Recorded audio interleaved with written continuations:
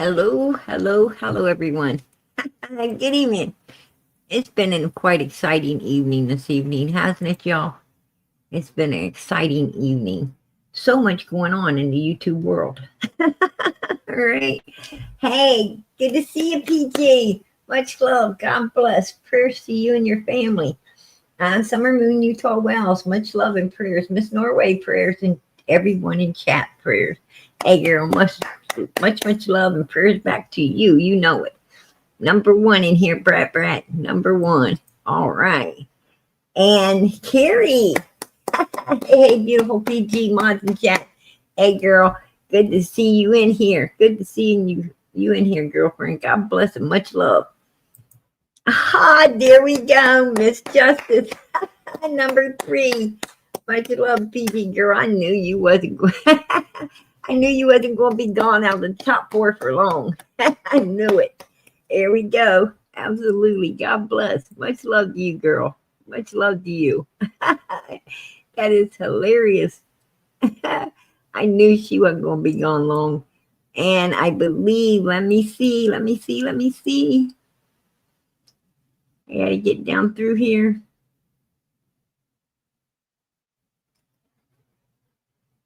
Hey, spread love. Number 4. You number 4 up in there, girl. God bless. Hello and prayers, PG. And hello to all the Summer's Army. Love to you all. Hey, girl, love to you too. God bless. God bless. Number 4. All right, let's see who else is in here tonight. Hey, Loretta, how you doing, sweetie? Good to see you. The legendary, good to see you, honey. Absolutely. Let's get on down through here. Good to see Purple Hearts.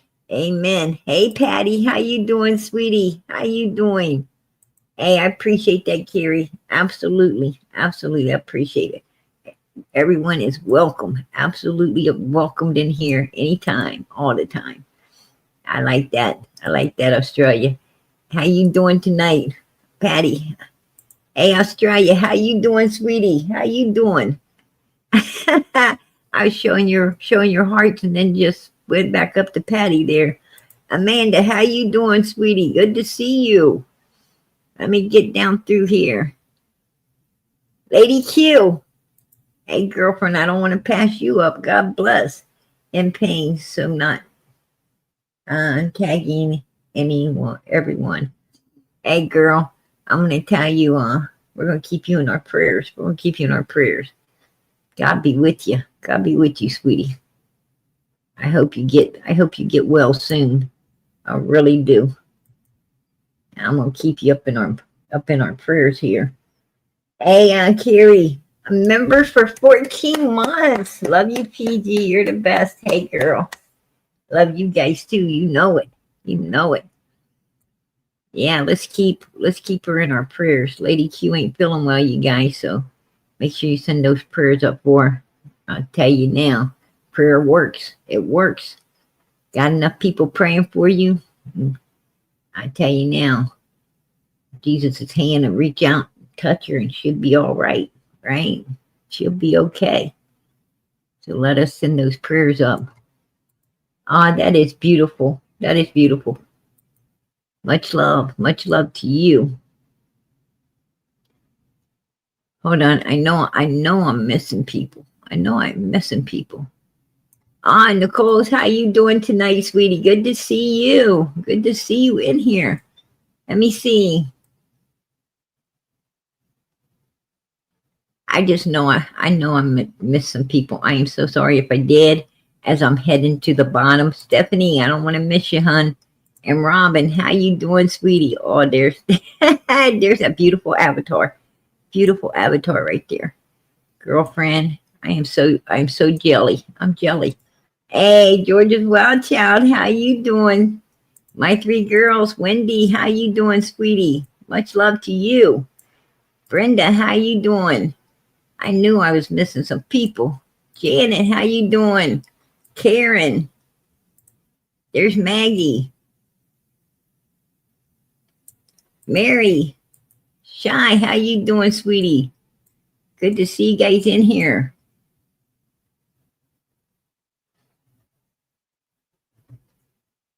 Wallflower. I don't know. Could you be more self-explanatory? She said, be careful. Um, of what? Right? Be careful of what? I got I got curiosity going on. Hey, keep those prayers going up. I'm wondering what I got to be careful about. Hey, Journey, how you doing, sweetie? Good to see you. Hey, Pam, there you are, girlfriend. Good to see you in here. Hey, Peanut Shell, good to see you, sweetie. Grieving Mama, there you are.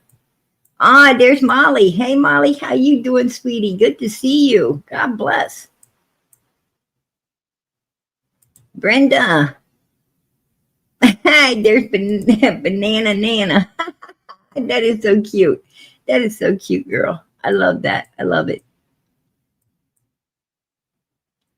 All right. Brenda says, hello, Molly. Yeah.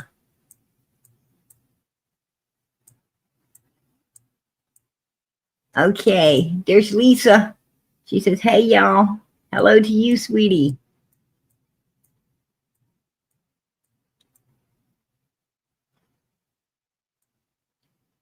Hello, PG chat. I made it early tonight. You too. Finally sent a note. Hey, there we go. There we go. I'm glad to hear that. You were live. It's good to see you, PG. Thank you for the warm welcome. I love to hear you do a roll call. God bless. Oh, girl, God bless you. All right. I think I'm at the bottom, you guys. I think I got, if I missed, there's PG's little girl. I know I didn't call you out tonight, girl. I know I didn't call you out. Good to see you, girlfriend. Good to see you in here. Yeah. Good to see everybody in here. I missed Deputy Sheriff. I just seen him. How you doing? Good to see you in here, Deputy. God bless and much love. All right. Janet says, PG's little girl. Much, much love. Oh, that is so sweet. I love you guys. Family that prays together stays together. That's us. That's us, you guys. I was going to come in tonight and talk about Summer's case and then talk about a couple other cases. I've been wanting to talk about the Idaho 4, but I ain't going to probably have time tonight. So we're going to have to pick up on that like Saturday. But because like Summer's case is going to like totally probably take up everything tonight. So I did find some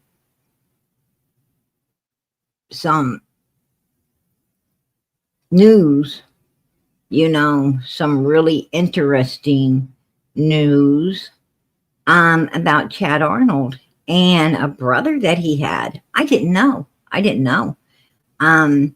And it was just by accident. When you're doing a lot of research and stuff, you'd be surprised what you come across just by accident, right? You're not really looking, but you'd be surprised what you find.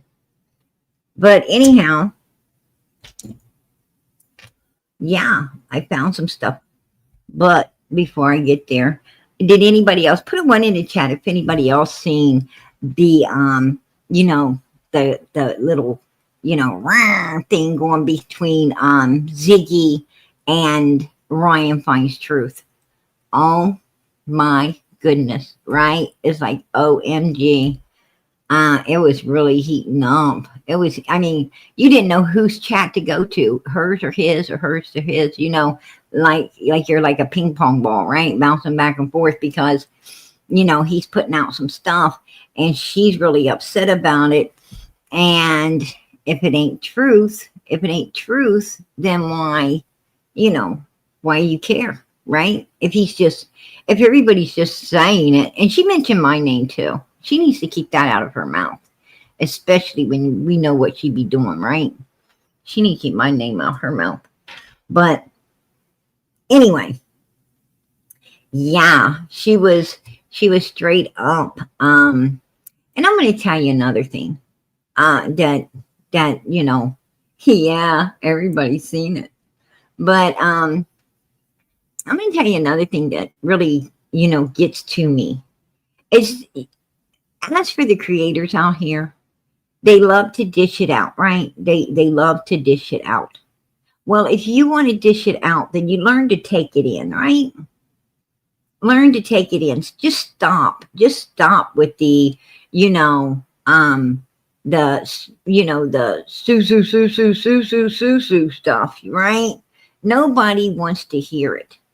Nobody wants to hear it because everything that's made public is, you can't do nothing about things being made public. It's public information. You're allowed to use it. And you're also allowed to have your opinion. This is America, right? A lot of people have, have gave everything they had so that we can have the freedom of speech. And this is America. You can say whatever you dang well want to, you know, that's your opinion. That's your opinion. You're allowed to have it. And they just need to stop it. Ziggy's like, oh, I am looking so forward to living in their house. I've always wanted to live in a house like that. Right? Forget about it. Because ain't nobody going to give you a house. Because this guy's out there with boots on the ground. He's talking to people, the neighbors, and the neighbors are willing to say, hey, we saw Fred on June the 15th, 2021. We saw Fred when everybody was gearing up to go look for this little girl. He's trying to head his ass out onto Beach Creek Road to go somewhere instead of gearing up to be looking for that child too. And if he's down there on, if he's down at the end of Ben Hill trying to head out onto Beach Creek to go somewhere, then, how is he walking around getting all this information, wearing a microphone? How's he doing all this shit when he's in a vehicle trying to, get his ass out of, on the road and go someplace? Because that's what I heard. That's what I heard the neighbor saying to Ryan. Put a 1 in the chat if you heard that too. Because that's exactly what I heard the neighbor saying. And then Ryan's like, well, how did he back up and turn around? Right? Because if it wasn't an emergency, they really wasn't wanting to let you out and in. If you have to go to work, yeah. If you had, something big that you had to get out of there, sure. But if you was just wanting to get out to go pick up a pack of smokes, no, that ain't important, right? Exactly. Oh yeah, he should have, because he was walking around. He was walking around with Andy to different graveyards. After exactly. He should have given me the credit. Absolutely, I should have got the credit for catching on to that graveyard and calling Andy out over the graveyard, right? And we were the first to report it. This channel right here was the first to call in onto, TBI and to Hopkins County, to the law enforcement and even the feds. And today, hey, did you, have you heard this? And did you know this? And did you understand how many, these suspects has been saying this? And, we were sending the receipts, right? We were sending all the receipts on to get that grave to be looked into. When he was at some other cemetery with Andy Bernard sticking their feet all over someone else's tombstones, we were up there at Morrison Cemetery already looking into that, right? We were producing pictures of Morrison Cemetery and the flowers that were up on the grave and the fact that it was, camouflaged and trying to be hidden. We were the ones. Ryan wasn't on that. Ryan wasn't on that. Absolutely not. My friend's the one that got out of that vehicle, went up there and, walked around and everything while, we were getting stocked up, right? Up in that place. Had a big truck behind us, stocking us all up and calling Andy Bernard ASAP. It was my friend. It wasn't Ryan out there, finding this particular grave, cleaning it off, and finding out that there's somebody's just freshly put some flowers on there from the dollar store, right? We were all over this a long time ago, and all we was getting is a bunch of BS. Oh, she's not there. Oh no, Ryan was getting the runaround from Andy Bernard. He was getting Andy. Was deterring him away from Morrison Cemetery. Andy was wanting to go in any cemetery but that one, right? But that particular one. And then you have, these wannabe people out here, like I don't even know. I don't even know her name, Chrissy or whatever. The one that, is like totally 3 sheets into the wind, really needs to, I didn't say it. Her husband said she needs to, stay on the meds. I didn't say that. But, she done some type of life, and she was like, PJ, how do you know? Because I don't see here where they said it's Morrison Cemetery. And there was pictures, right? There was pictures. The lady had pictures of where Andy took her, and it was Morrison Cemetery, right? It was, a matter of fact, I believe it was Timothy Morrison's tombstone. So, do your research, right? What is that girl's name? What is her name? Like she's always, she reminds me a whole lot of freaking Lisa.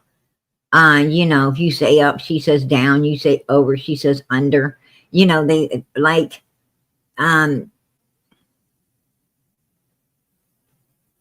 they want to write off of your smartigans, right? They want to write off of all your stuff. And then,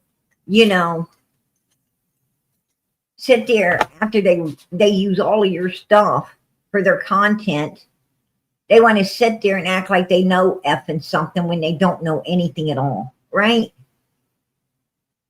They do no research at all. They had to use your stuff to get what information they was able to put out. They know nothing about it. Here's my thing. Why is these people, yeah, that's her, Molly. That's her. Exactly. Crystal. I'm going to tell you something. Why don't these people, instead of, having all this hate, this hatred and ugliness and everything, why don't they one time think that, hey, I think maybe we could work together, and they can come and ask you, they don't have to go over there and try to put you down, right? They don't have to go over there and try to put you down when they don't know nothing. I mean, why do that? Why do that? I don't understand it. Like, they don't know their backside from a hole in the ground, and they're talking pure crap. And instead of looking the way they look, totally into the unknown when it comes to, these cases, why don't they just stop and come and ask PG? Right? I got a Facebook. I run a Facebook for summer and missing children. Why don't they just come, friend request, and come in, and they can personally talk with me. They can say, hey, I seen this and this. For one, they could say, hey, is it okay for for me to use your content, which I don't keep people from using it because, use my content. It gets Summer out there. It gets her out there. Have at it, baby. But they should, the least you could do is ask. The least you could do, is give credit. You don't even have to ask, but at least give credit. Like if I use something over here of JLR's, or I use something of, Justin's, or I use something of another creator, I give them credit. My mod puts it in, puts it in the chat, and I pop it up and I give these people credit where credit is due. They done a fantastic job, right?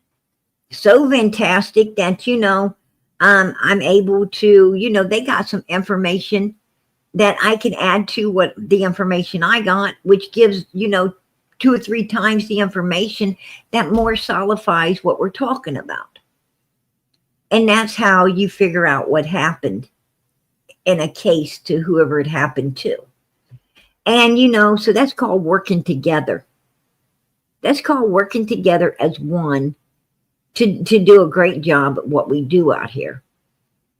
They don't take people's stuff, play it all out, and then sit there and, try to pick it apart because you're jealous that somebody else is, doing all this research and able to do all the things that you're not doing. Don't do that. Don't criticize them. I think what you need to do is, join in and start, and if you don't know what you're talking about, the other creators, even myself, is willing to talk to you. We're willing to try to help you instead of, dislike you. But it's hard to not dislike you when you're sitting there wanting to be disliked. And why would you want that? Why would you want that? I don't understand. Right? I don't understand it. We got enough going on out here without all of that. But yeah, I mean, she was over there like, and all of a sudden didn't know what didn't know what day it was, what time it was. She went into Bolivia. And I'm like, whoa, what's up with this person? I mean, why is she so freaking weird? And then I heard that just recently that she even is trying to say somebody is her relation. I can't even remember who's supposed to be her relation now. Somebody's supposed to be her freaking relation that ain't her relation. I mean, this chick wants everybody to be related to her. And I'm going to tell you, I, for one, am trying like hell to keep her out of my family tree. All right. I'm like, hey, I got a lot of nuts in there, but I'm going to tell you, I don't know if I got any, like that. That is just like 3 sheets in the wind. I don't know. I haven't thoroughly checked my family tree. I don't know if I got any of them, flying out that far. That's crazy. But yeah, whoa, some people and their audacity amazes me. But anyhow, let me get back. Let me come back from that, because that really isn't even worth talking about, to be honest. But and then I want to address, I want to address Day Day, because she be over there letting somebody, these people really talk bad about PG, and I don't know why. I don't know why. I mean, what have I done to her, right? What have I done to her? If I remember right, she came here, befriended me, and then, use me to build her channel by turning on me like a, like the creature in you know, in the Garden of Eve, and really going at me to the point that I couldn't ignore it and had to, you know, we all had to stand up for ourselves, you know, because of everything she done. But here recently, you know, it seems like she, you know, it's not. Day Day's one of those people. She's just like the Wells. It's just like the Wells, you know. She's got your name in her mouth behind the scenes, and then when they come on panel, all these people she talked to behind the scenes got your name in their mouth, you know, in the chat and up on the panel. And she knows that's going to happen. That's why, you know, behind the scenes, she's, you know, she's obviously corresponding with these people saying some really ugly, unnecessary things to somehow, you know, try to keep issues going for you. And I guess this one particular person over there running their mouth is interested in what my business smells like. I'm going to tell you what it smells like, honey. It smells like mother freaking soap and roses. That's what it smells like. Now, I don't know what yours smells like because I don't care. I don't care. But it seems you care, right? You care about what PG's business smells like. How disgusting is that? How disgusting. I mean, these people sitting over there, oh, we're all going to pray. We're going to all pray for the one lady they used to have up there, you know.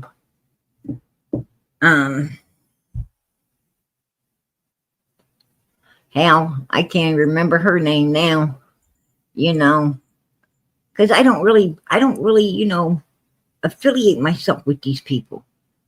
I'm a busy person. I'm a busy human being. I don't affiliate myself with all those people over there.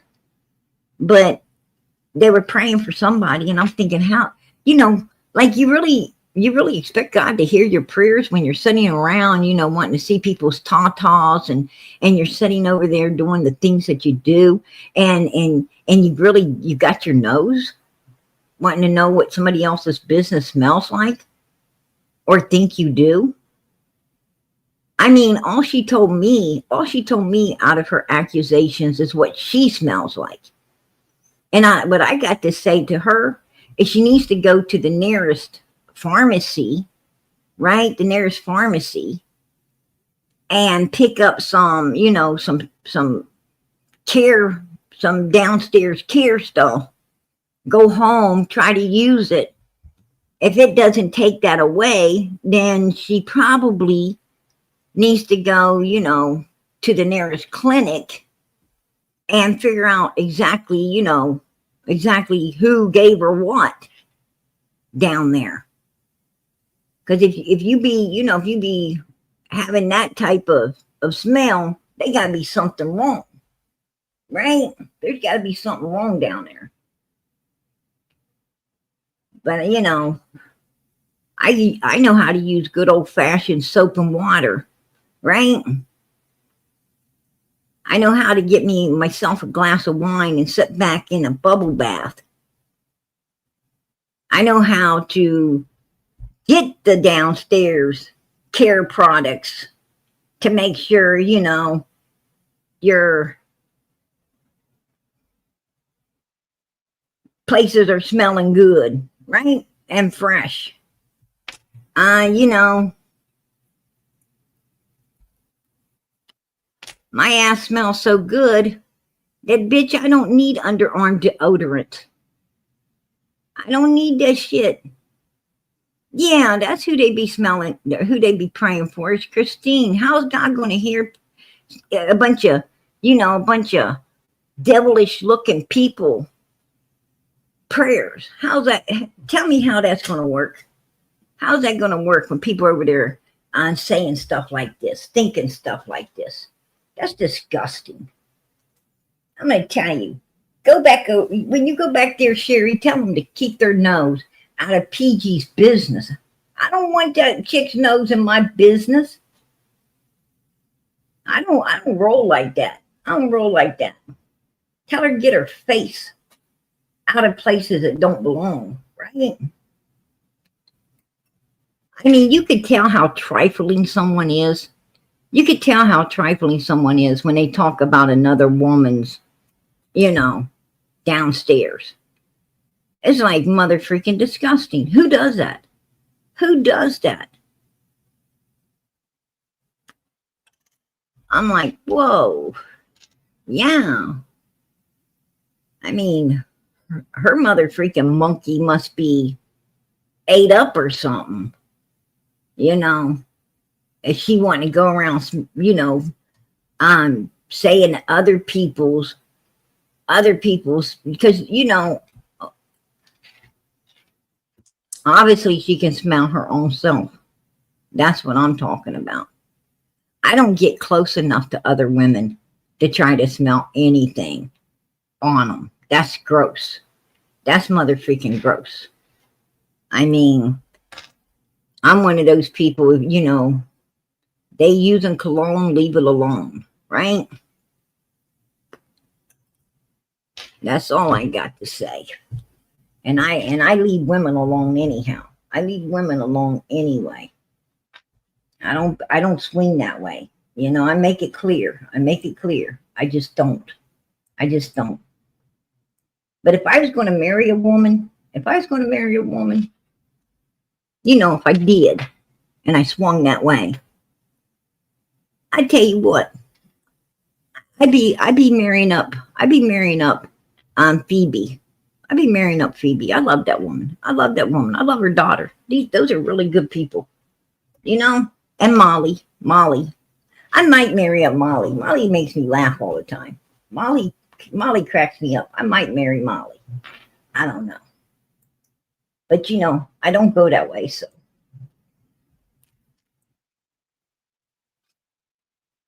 Women are safe around PG. They're all safe around me. But I'm not feeling safe with those people over there. I'm not feeling safe. Straight up. I ain't feeling safe. Those people be wanting to see, tatas and sniff up monkeys and whoa. That's weird. That's really weird.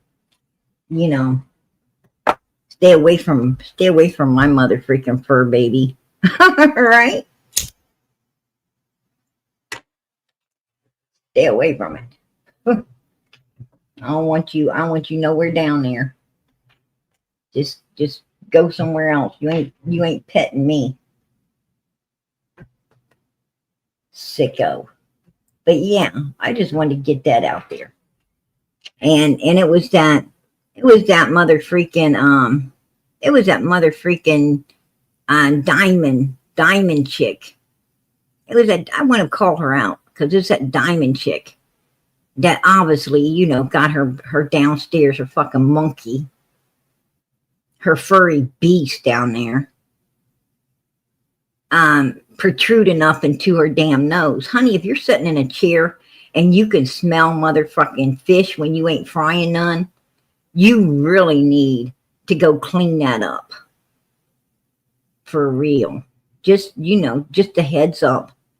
You really need to go to the pharmacy, like I said, get you some stuff, a care package, the stuff that women's supposed to use.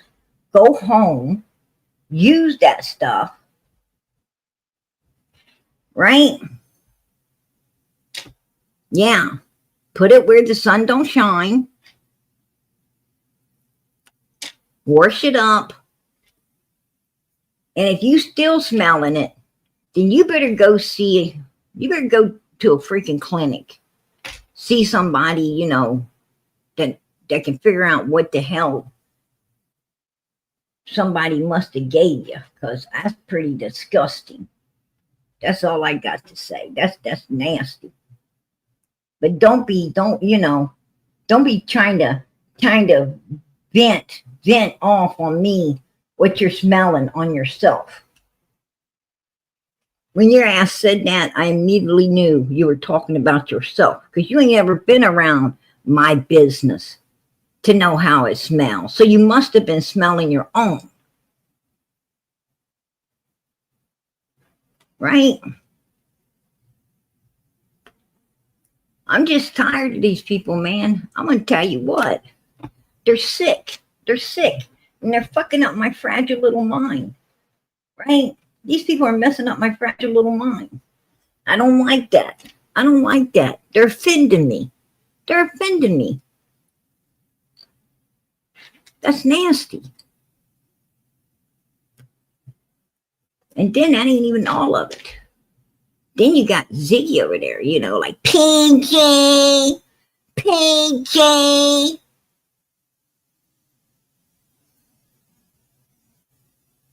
Pinky's just mad because Fred wouldn't go along with her about the graveyard.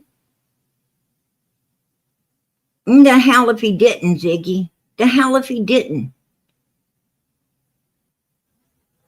He thought with Andy saying all this stuff that she probably more than likely is down in there too. Matter of fact, Fred is the one that told me everybody that digs the graves and how they were related to Marlena's stepsister. So, or half sister, whatever the fuck sister is to her. I don't know. I don't care. But Fred is the one that gave out that information. Ziggy, Ziggy, Ziggy. Right?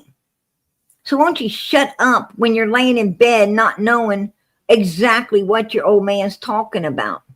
Right? She has no idea what Fred's talking about. Did he tell you that he told me he loved me and that if I open my front door, he'll be gone from you? Did he tell you that? Did he tell you that he told me he's been in love with me for a long time? Like the first time he heard my sweet voice. And he knows that I'd be a perfect fit for him. And I said, oh, I don't think so. My front door don't open. Right? None of my doors open right now. I'm going to have to go out the fucking window myself. Right?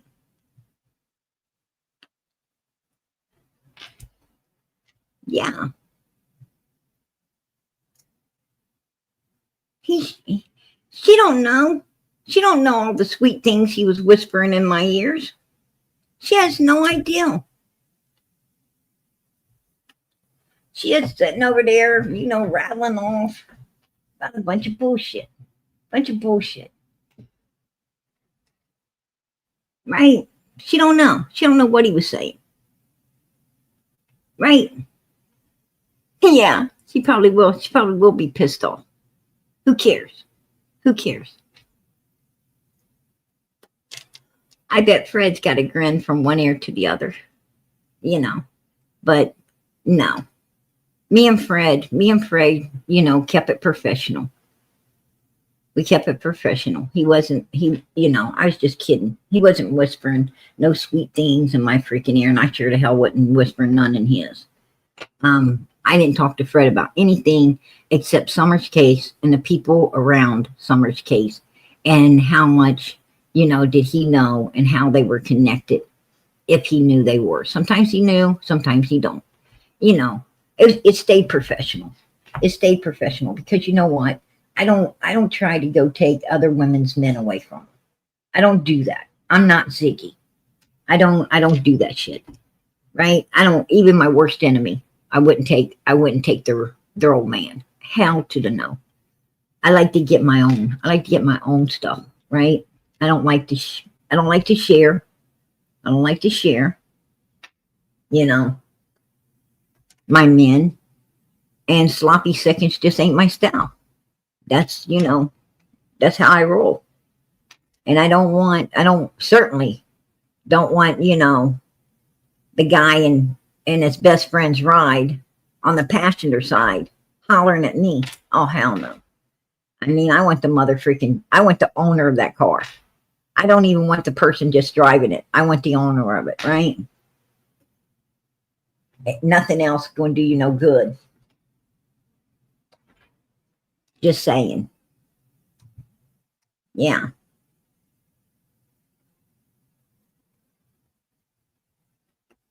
I heard somebody call me a gold digger. Bitch, you got that right. Right? You got that right. Call me a gold digger all day long, right? Can't be too smart if you don't like gold. I love it. I love that stuff.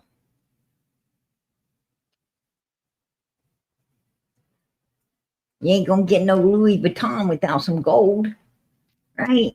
You gotta have some gold to get a Louis Vuitton. And I love Louis. Just saying. But all of a sudden, Ryan Finds Truth comes out and he says, "Oh, I think she's in Morrison Cemetery." And then there now everybody wants to listen. Right? Now everybody wants to listen. We've been screaming that for how long now? We've been screaming that for a couple months. Right? We've been screaming that for a couple months now. We've been, clean back. Before Don and Candace memorialized Summer, before they even memorialized Summer, which was, like in April, was like back, end of April. I mean, that's how far back we was already on it. And that's what can piss you off out here. That's what can piss you off out here, like you say it and it, and go after it and do all the things with it. And then when something, finally law enforcement's looking into it and finally about something's about to get done with it, here they come along and want to try to, steal the limelight and everything like it was all their fucking ideal. Man, they were in the dark. They was in the dark, chasing Andy around in his thong. Ryan Finds Truth was running around in the dark, chasing Andy Bernard in his freaking thong. We all seen him pull his shirt up. And oh my goodness, right? Yeah, like get a whiff of that, Ryan. Get a whiff of that. It looked like you did. You mother freaking looked straight at it. And then you turned your head to the camera with the mother freaking, your whole face crunched up. Like it just hit you right in the nose to the point you could taste it. Right? Whatever that smell was. Like it was straight there. It eloped your ass. That's what you was doing. Just saying. I'm going to tell you, I ain't got nothing for either one of those woo-wooers. I ain't got nothing for either one of them woo-wooers. I ain't got nothing for Ryan, who woo-woos, and I ain't got nothing for freaking Ziggy, who woo-woos. I don't go along with people who play with, who play with the devil. And I'm just saying, I don't get into that stuff. I stay away from it. And other people better stay away from it too. I'm just telling you. I'm not perfect. I'm by far, honey. I'm by far not perfect. That is, I am by far not perfect. But I'm going to tell you what.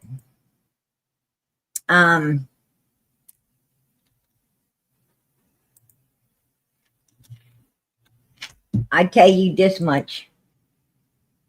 I'm trying to get to heaven. I'm trying to get there. As hard as it is in today's world, at least I'm trying. I'm gonna get a A for effort, I'm gonna get an A for that. But I truly believe in Psalms 1. Blessed is the man that walketh not in the counsel of the ungodly, nor sitteth in the way of sinners, nor sitteth in the seats of the scornful. But his delight is in the law of the Lord, and in his law doeth he meditate day and night. and he shall be like a tree planted by the rivers of water, that brings forth the fruit in his season. His leaves also shall not wither, and also he doeth not, and also he doeth shall, whatever he doeth shall prosper. The ungodly are not so, but are like the chaff which the wind driveth away. Therefore the ungodly shall not stand in the judgment, nor sinners in the congregation of the righteous. For the Lord knoweth the way of the righteous, but the way of the ungodly shall perish. They better remember that. They better remember that, because I'm going to tell you what, you go around, it tells you right, right there. Blessed is the man that walketh not in the counsel of the ungodly. These people are ungodly. They're over there doing these cards, and they're doing, the devil's work. And, oh, I got a vision. I see this and I see that, doing some weird woo-woo stuff. And they're ungodly. Nor standeth in the way of sinners, nor sitteth in the seat of the scornful. You ain't supposed to go around haters. You're not supposed to go around people that just want to, hate, people who just want to sin and do evil all the time. You're not supposed to go around people who are ungodly and, doing the devil's work. And you're not supposed to do it. And that's what these people do. That's what they do. And it's just the way it is. It's just the way it is, you guys. And I'm not going to stand and, I don't want anything to do with either one of them, to be honest with you. Neither one of them. I don't back either one of them. That's just who and what I am. Ziggy's talking about doing a reading on cotton. Whoa. Yeah, I'm going to tell you something. She might unleash something that she does not want to be unleashing right there. Especially with Fred in her house. Fred better try to talk her out of doing that one, right? Because she may open a box. She may open a Pandora's box that can't get shut. Locked back down. So, do what they want. But, and then you see her, she over there with, that thing like, oh, you got to clear the bad energy.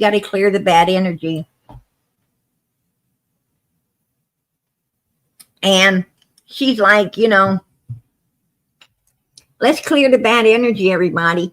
Gong, gong, gong. What the fuck? Really?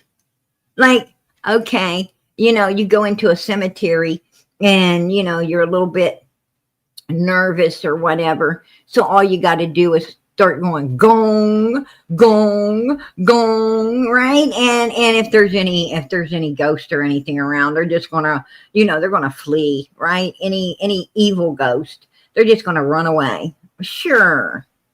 You know how ignorant you would look doing that?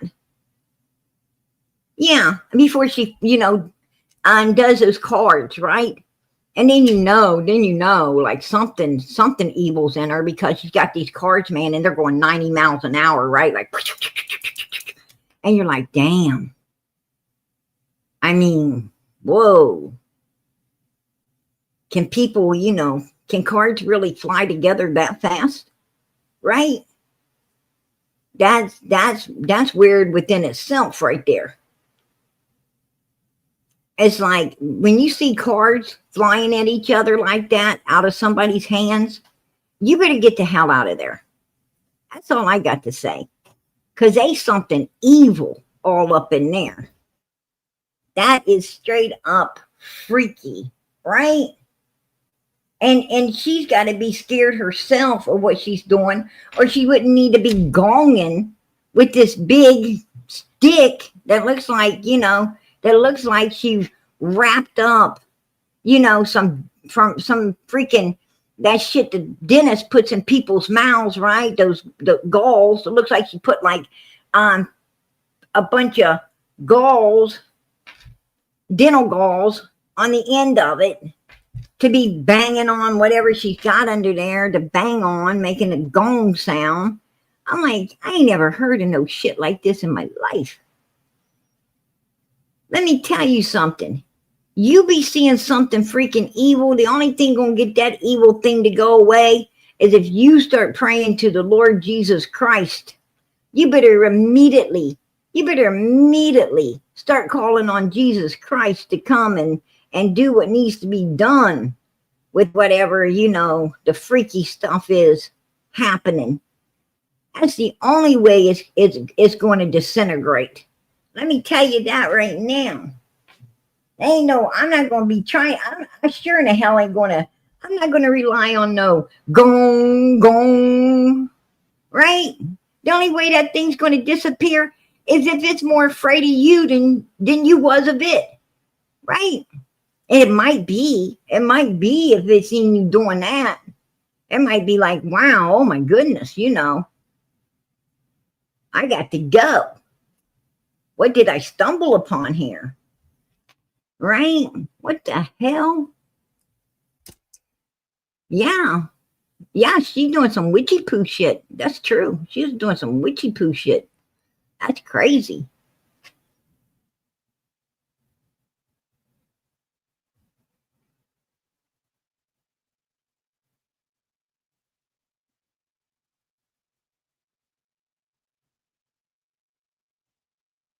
Yeah. Yeah. And I'm going to tell you something. For one, you can't do a reading on someone that doesn't give you their permission. At that point, you're only reading yourself. You're only reading you. What you put down there is on you, not anyone else. If they don't give you permission, you cannot be doing the reading. That's the thing, obviously, Ziggy ain't researched. She ain't researched, a whole lot about what she's doing. The only thing she's smart enough to do is open the door up for some real evil shit that she doesn't know nothing about. And she don't want to know nothing about. And usually people who open the door up, that don't really know what they're doing, that, just toying with it. They basically open up, those people usually, really bad stuff happens, like really bad stuff happens, starts getting on them and a lot of bad stuff comes their way. And usually, to be honest with you, they don't make it very long in this world. I don't know, I don't know what come and got them, but, usually they're not there any longer. So, I mean, I've seen people play, I've seen people play with stuff, and I've heard people playing with that stuff, and really bad stuff, nothing good comes out of it. Nothing good. I mean, if you're going to get into something like that, you might as well go all the way or none, right? Like, I'm not going to ever get into that stuff. But if I did, I'm going to be setting up in Hollywood, baby. Because if I'm going to have to sit in Hades for eternity, then I'm going to be setting up in Hollywood while I'm here, right? I mean, I'm not going to be doing no evil for nothing. I'm not going to be doing no evil for nothing. Absolutely not. And it cracks me up. It cracks me up to see, all these people that do that stuff, and they're sitting where Ziggy's at, and it's like, whoa, too bad you're sitting there. I think I got a lot more out of it than that, right? I think I would have. But anyway, let's get to what I was going to cover tonight, because Chad Arnold is the one that met up with Candace down at Fred's house on June 15th, 2021 at around 4:30. Chad Arnold met up with Candace Bly down at Fred's house. Now, here's the thing. Chad Arnold did not go to law enforcement and say, hey, I came into Ben Hill Road the day that little girl came up missing, and Candace Bly was down at Fred's house, and she was already saying her daughter was missing. I got in there about 4:30. Fred wasn't there. Laura wasn't there. Um, and here Candace was already sitting there. And then she gets out of the vehicle, and I could see nobody's in the vehicle with her. Not grandma, not nobody's with her. And she asks me, are they home? When she was already here when I got there. She should have known if they were home or not because she was already down here sitting. And I told her, I guess Brett ate because his truck ain't there. But she don't even go check if Laura's home or not. She just, goes back and gets in her vehicle, and I leave, and she follows me behind me all the way out onto Beach Creek Road. And I don't know, I don't know if she was trying to see where I was going or what she was up to, but she follows me. And I went on my way. I don't know how far she went or where she went, but I went on my way. No, he didn't do that. He didn't do that, you guys. He tried to hide. He wasn't even going to tell law enforcement about meeting up with Candace down at Fred's. He wasn't going to tell law enforcement about Candace, following him out of Ben Hill Road onto Beach Creek. He wasn't going to tell nothing until a trail cam picked his ass up down there, coming out of Ben Hill onto Beach Creek, and the trail cam picked up Candace right behind him. So Candace was following him out of Beach Creek. She followed him. She met up with, and get this, Marlena Crawford calls Candace right about 4:30 when Chad was down there. Coming in to meet up with Candace, Marlena had just called Candace. She had just called Candace. And I believe that conversation, or Candace called her. Maybe Candace called her at 4 something. I think the reason Candace called Marlena was to see where Chad was. She wanted to know where Chad was. And Chad was on his way. So Candace went on down and she waited for Chad to come in, and then she followed Chad out. And then later, Marlena calls Candace. Marlena calls Candace back later that evening. And asked us her,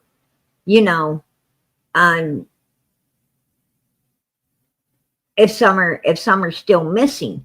And Candace tells her that, and if she needs any help, that, Marlena was going to come down to Ben Hill and help look for Summer. And what happened was, hey, I appreciate that, Ruby. I appreciate it, girl. You're a trip PG. Thanks for the laughs. Hey, anytime, girl, anytime. But yeah, and Marlena wants to come down there and, like she's going to help look for Summer. But then Marlena makes a statement that the last time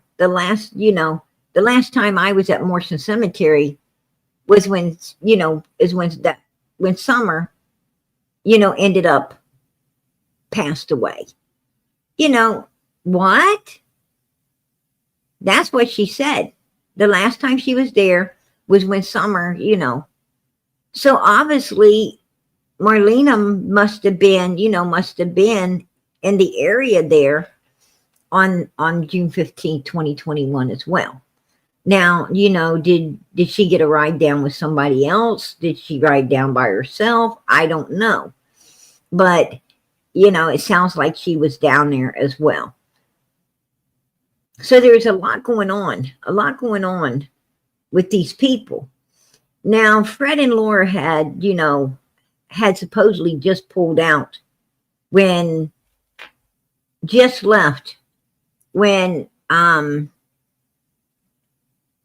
Chad Arnold came into Beach Creek.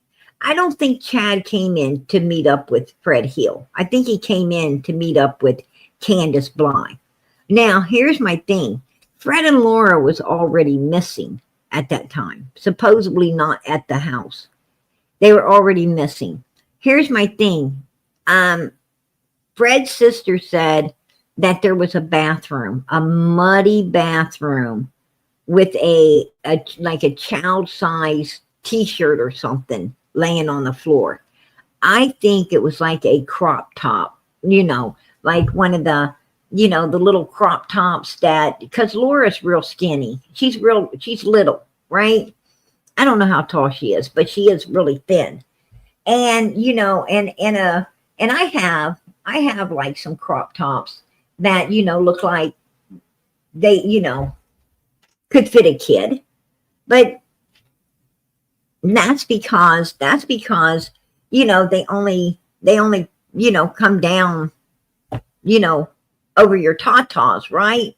They basically, show pretty much your below your tatas on down skin, because you wear them, you wear them with a cute pair of shorts, or, with a pair of jeans, or, it's usually you're going out to the club. If you're going out to the club, why get your belly button pierced if you're not going to show it, right? If you're not going to show it. So, you put on the crop top, you put on a little jacket over it and a pair of nice jeans, and you go out to the club, and a lot, and it does look, I can't lie, it does look like a child's shirt. If you didn't know, you'd think it was a child's shirt, right? So anyway, yeah, and don't forget your Louis. If you're going to put on your crop top and you're going to put on your, your cute little jeans, and you're going to, you get ready to go out and, be stepping, if you're stepping out like that, don't forget your Louis. Absolutely. You got to take your Louis. People ain't going to, you ain't going to turn no heads if you ain't got Louis with you. But anyhow, I think that Laura had this crop top on, and I think she had this, I think her and Fred might have been over there at Morrison Cemetery down in that hole with a couple of, shovels helping to dig. That's my thought. Like Andy Bernard said, Fred might have been right over there digging and helping to do what they were doing. Who knows? I mean, how did all that damn mud get into that bathroom? The woman said it looked like they dug something up. Well, that would be digging something up, right? So you could put something down. They'd be digging that dirt up so they can get that tote down in there. And I'm sure that would be a pretty dirty job. You'd be pretty damn muddy down in a 6-foot hole trying to go 7 or 8 feet down, right? Just saying. So, it's possibility that they were all working together, because Chad, he comes in to, lead Candace out over there, and and I'm sure the hole was already made. I'm sure the hole was already dug, right, for the man in the coffin. So they might have had to go, on down, or maybe even dug into the side, right, the side of the wall. They could have dug out basically the side of the wall. They could have dug it out, and then, slid the tote back in it, and then, covered the side of the wall back up. And maybe they had to use some jugs of water or something to, make it muddy, so they could pack the wall back in and smooth it down, you know what I'm saying? To make it look like the rest of the grave. And then what they did, is lower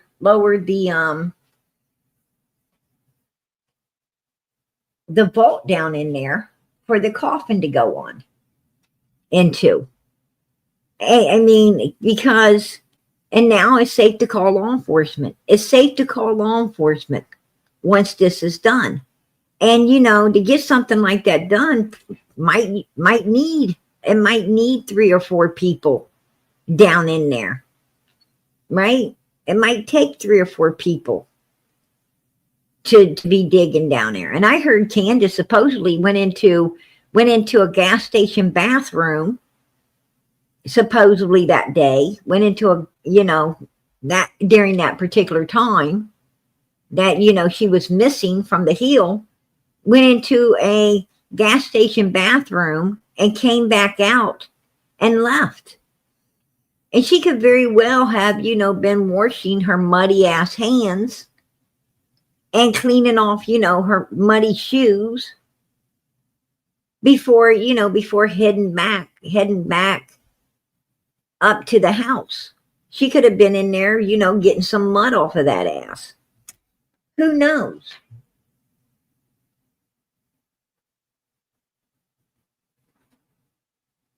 Yeah, that's true, Molly. It was raining. It was raining. And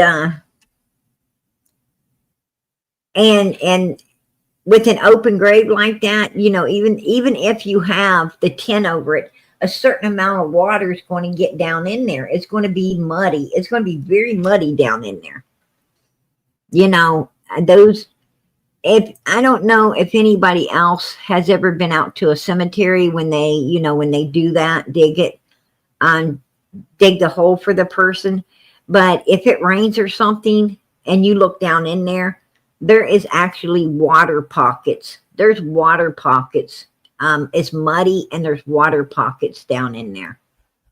I have seen it. I have seen it before, so it's, especially, like in Virginia, West Virginia, Kentucky, over into Tennessee, them southern states are real bad, for that type of stuff to happen down in them holes.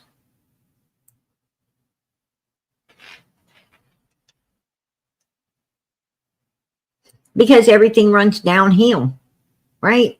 Everything runs downhill in those places. It's like nothing's level. No, there's no level ground in those places. It's like it's all, it's all messed up.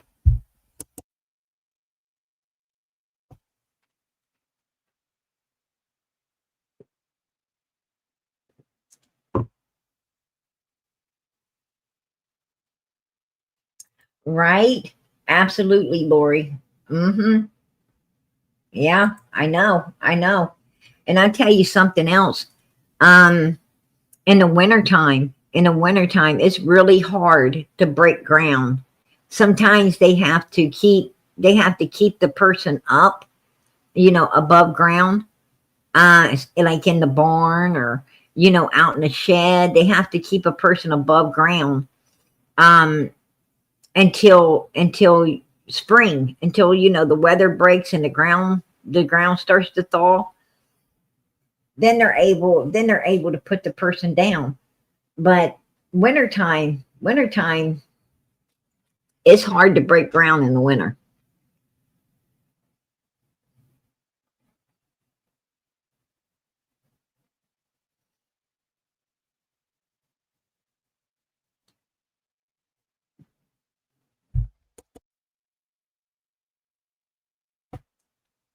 They put her in a casket in a cement underground vault.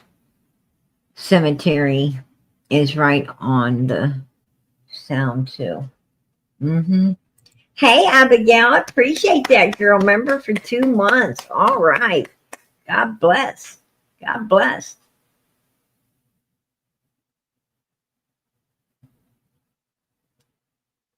Oh wow. I didn't even know they came in plastic. I had no idea they came in plastic.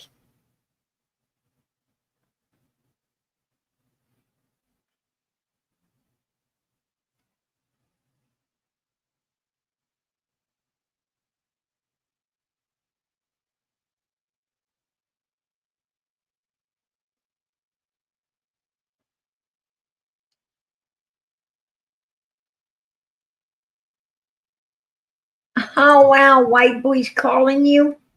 Uh-huh. That is funny. That is super funny, Ruby. White boy was calling. White boy was calling you. I haven't heard from that guy in a while, and I got to thank God for it. I guess he's running around, having it out on other people that Don and Candace is, choosing up better right now. You always know who Don and Candace is focused on because white boy's all over them.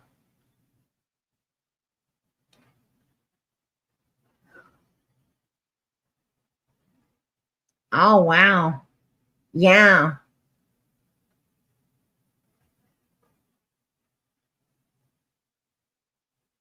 Anyway, I want to show you what I found. Church Hill human remains found in November 2017 have been identified as those of a Church Hill man reported missing 3 years ago. Sheriff Romney Lawson said Wednesday that a skull and skeletal remains found in the area off Cherry Lane, in Church Hill, were identified in November of last year as those of Jason Arnold, a California Avenue man who was reported missing on December 29, 2016. After the skull was found, the sheriff's office, along with other local and state agencies, conducted 3 separate searches of the area using cadaver canine dogs and grid searches, Lawson told the Review. Skeletal remains found on top of the ground in one general location were sent to James H. Quillen College of Medicine and were later transferred to the National Missing and Unidentified Persons System with Unhealth Science Center in Fort Worth, Texas. Sheriff Lawson said his department was notified late last year that the remains were those of Arnold. The remains were found on another property in the area behind Mr. Arnold's home in a field, Lawson said. After receiving the identification, Arnold's family was notified, he said. The cause of death, however, could not be determined. Arnold, who was 40 at the time of his disappearance, had not been seen or spoken with by family members since December 8, 2016, when his stepfather spoke to him by phone, according to the initial report filed by Deputy Stacy Vaughn. Arnold's mother told Vaughn on December 29 that this type of behavior is out of character for Jason, especially due to him missing Christmas with his family. Arnold stood 5 feet, 6 inches tall and weighed 135 pounds. He had brown hair and blue eyes. If anyone has information that could help determine what happened in this case, please contact the Hawkins Co-Sheriff's Office Detectives Division, Lawson said. So, this particular guy was found like Cotton Simpson. He was found in in a secluded area, right, not too far from his home. Not, like he lived over here and he's found over there. And just like Cotton lived over here and he's found right over there. This guy happened to be found almost the same way as Cotton Simpson was. And they feel that it was foul play. Definitely felt that it was foul play, right? When they found him. 40 years old, something just went awry out there. But he was missing a long time before they found him. He was, out there for a long time. Cotton got lucky. They found him right away. But this guy was, found almost the same way this Cotton, Simpson was found. The funny thing is, and here's a picture of him. This is the guy right here that they found. No, they found his, what was left of him. That's what they found. But this is a picture of him right there. And, he's a pretty good looking guy. He was a pretty good looking man. I'm sad that, somebody's evil enough to do him the way they did him. But anyhow, here's the proof right here. Here's the proof. And I bring receipts. Here's the proof right here that he is Chad Arnold. Um, the brother, his brother, Chad Arnold and Francis, and then it tells his nephews' names and stuff. But right there, you could see that he was Chad Arnold's brother. This was Chad Arnold's brother, the one that Candace met up with, the one that Candace followed out of Ben Hill Road onto Beach Creek, and in my opinion, straight over to that Morrison Cemetery. That's my opinion. I'm going to keep it. The same Chad Arnold. This guy right here is his brother, right there. That was found. Almost identical to Cotton. Yeah. We didn't know that. We had no idea that this guy right here, it's, and like Leslie and Allison, both of them were supposed to be sick. Both of them were supposed to, just fall from being sick. They just fell. And both of them, went into comas from head injuries, fell so hard and hit their head that they went into the coma. And then they just, became unlived. It's funny how, we got all of these people and their similarities to passing away, right? I find that very suspicious, if you ask me. This guy, looks like the same scenario as Cotton. And then you got Leslie and, Allison, same scenario. It sounds like you got somebody, it sounds like you got different people down there that have their own way of, taking people out. And it seems like all of these people go for the head, right? It seems like they all go for the head. Because that's what's taking these people out.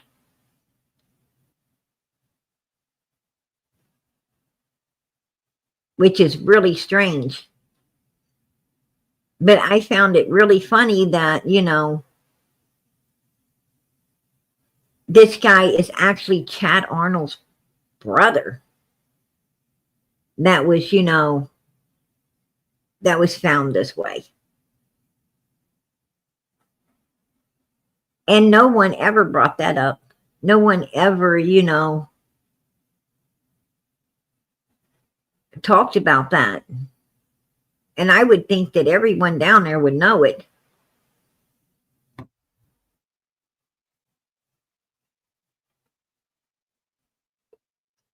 Well, you can, by no one ever talking about this, it just tells us that they keep a lot of dirty secrets.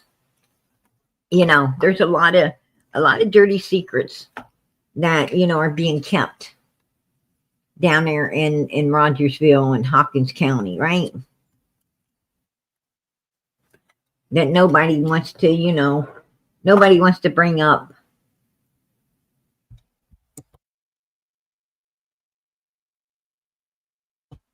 It's not safe.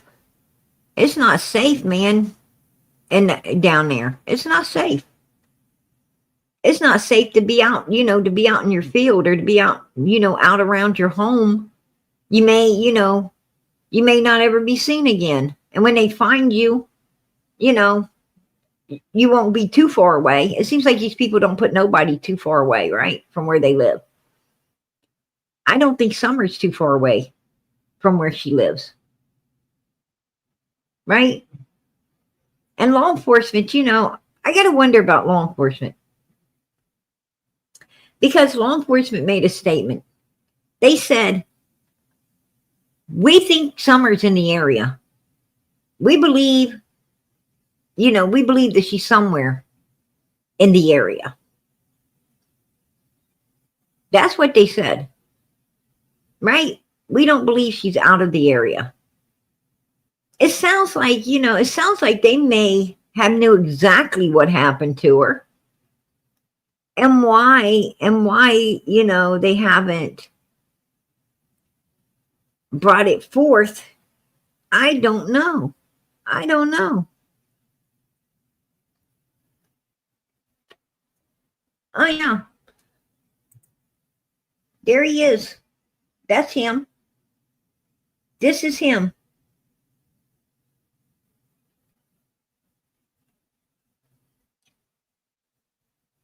I'm going to tell you, they didn't solve this case. They haven't solved this case. I don't know any cases that they did solve. I really don't know any cases that they have solved.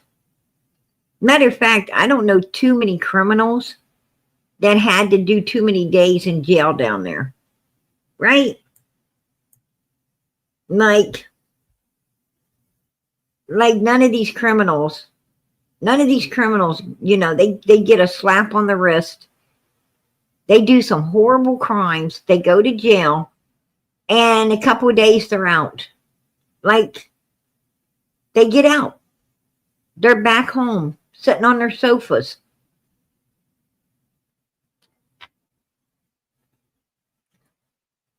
I don't think that's a mugshot of him. I think that's a picture that, the news station. I think that was a news station photo they had that they showed on the news station back when they covered his case. That's what I think. I think it was a picture that the news station, the family provided, for everyone to be able to see who he was. That's what I believe. I don't think it's a mugshot, no.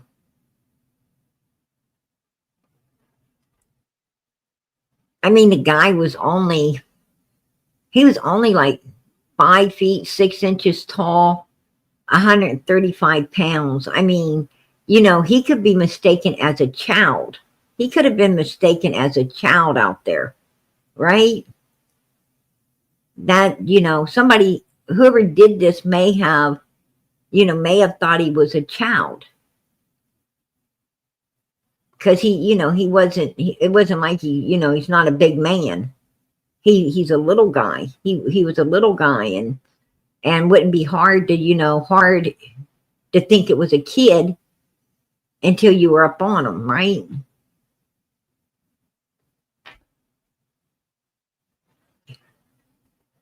Right. Exactly, Bridget. Exactly. Oh, you got that right, Lori. You got that right, hon. There's some really, the Bible talks about how, unclean spirits house these people. And I'm going to tell you, some of them's got some really unclean spirits, right? They got some evil spirits housing their asses up. It's like, whoa, that's horrible. But I think this is my opinion, but I think, that the, native culture, I think the native culture, kind of had it right when they said, um, which one you feed is, is the one that's going to get the strongest, right? It's which one you feed.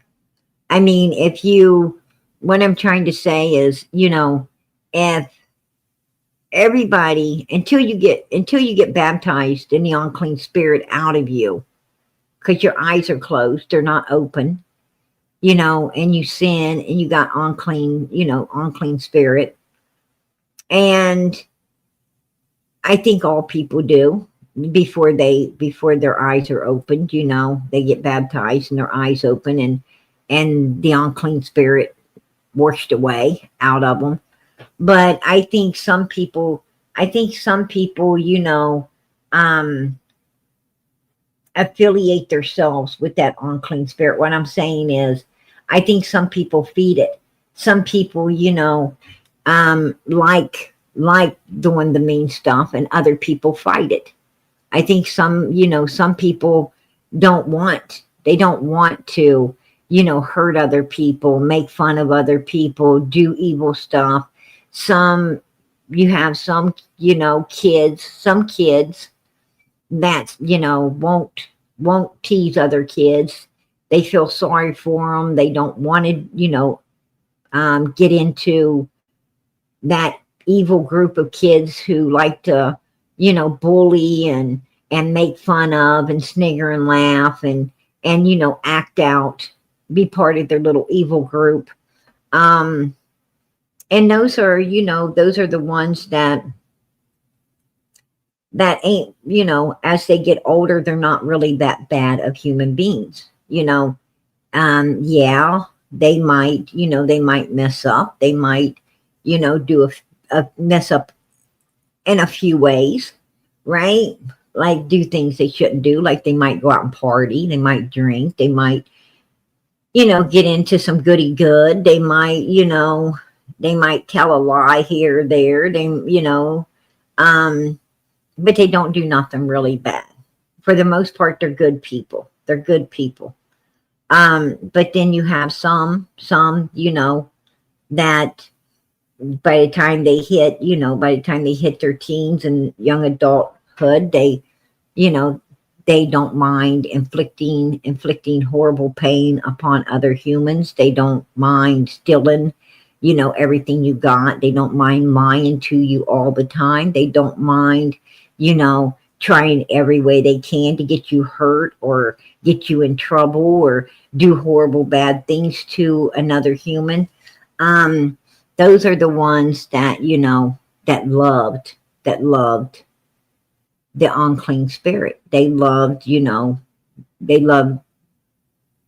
having it, they loved feeding it, and they loved letting it get stronger and grow and destroy them and destroy them. You know, that's just the way it is. They listened to that unclean spirit instead of trying to, listen to God and listen to righteousness and listen, to what they needed to be doing instead of what they shouldn't be doing. That's just my opinion.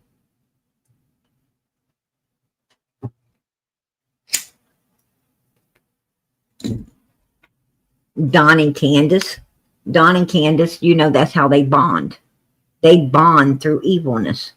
They bond through making other people miserable. And a lot of people bond like that. Like the kids at school, right? You've got your little groups that love to, snigger and laugh at other kids, treat them bad, be horrible to them. Um, they're little groups because, they want to be part of that. And that's how they bond. They bond through their evilness. And you have groups who bond, who bond through drinking and getting into, not they bond by not liking to go to school. So they all get together, outside of the school instead of inside. They get a bond together outside, and and they might not be bullies or anything, but they're doing things they ain't supposed to. They're supposed to be in school in the classroom, but they're outside, running around and drinking and getting into trouble that they shouldn't be getting into. Um, you just have people wanting to bond with one another, like and you have very few wanting to bond through church. You very few want to bond, through Sunday school and through, the church and so forth and so on. You got a lot more now coming together to bond through Jesus and everything. There's, since they started, all of this teen spirit stuff, the teen spirit stuff where, for youth to, um, gather together for the Lord. And you've got a lot more of the people, the new artists, the new music artists coming forth. They're singing more Christian songs and leading the generations, closer to God and so forth and so on. But you didn't have that. You didn't have that, um, back in the 50s, 60s, 70s, 80s, 90s. I mean, they just started, all of this bonding and stuff, through the um, revivals. Yeah, Bridget, exactly. And the teen spirit stuff, the kid, um, all the concerts and everything, with Christian music and stuff. They just started that recently. They just started that recently.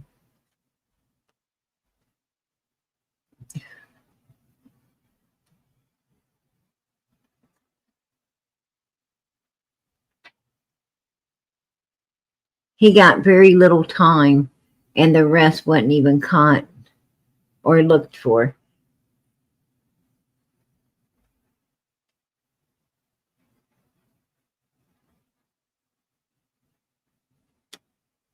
Yeah, exactly, Jane. I know what you're talking about. I know what you're talking about because that's how it works.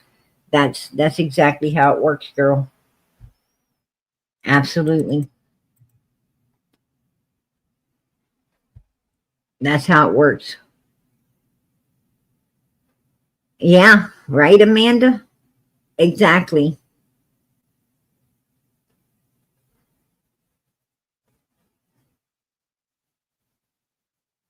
Wow. The sun was six and described three men.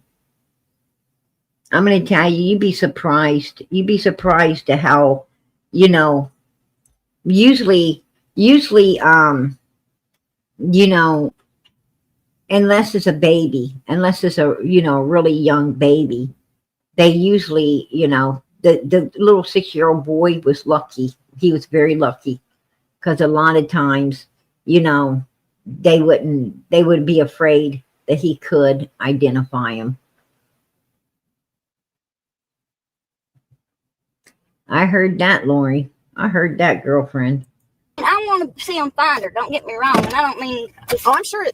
I'm sure you I get. feel like that's like part of my young, because that little girl came to my house a lot. Oh, did you hear that? Do you guys remember when Fred's like Summer didn't ever come to his house? Sometimes the boys did with Donald, but not Summer. That they really didn't know Summer. They didn't really ever see Summer. And then you had Laura trying to separate herself there at the end from Summer, calling her that little girl, that little girl. But listen to her. Listen right here. I mean, I want to see him find her. Don't get me wrong, and I don't mean. Oh, I'm sure. I'm sure you I get. feel like that's like No, I feel like she's, not with us anymore, she says. part of my young, because that little girl came to my house a lot. That little girl came to my house a lot. Talking about Summer. She says, that little girl came to my house a lot. There you go. So Fred and Laura did know Summer. They did know Summer. She was down there a lot. Why was Summer down there a lot? She was down there a lot because that's where Don was getting the illegal stuff that he likes to do. Right? That's where he was getting the illegal stuff that he likes to do. And that little girl being down there a lot at Fred's place.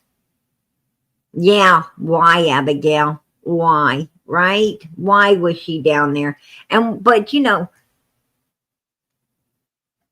that isn't, that isn't the main thing that I focus on. I focus more on why Fred and Laura, tried to separate themselves from what Laura just said. I focus more on why was they denying this little girl being around them? Why was they denying not really ever seeing Summer? Why are they all denying, not even, acting like they didn't even know that Candace had this child? Why are they all denying it? Why do they want to separate themselves from it?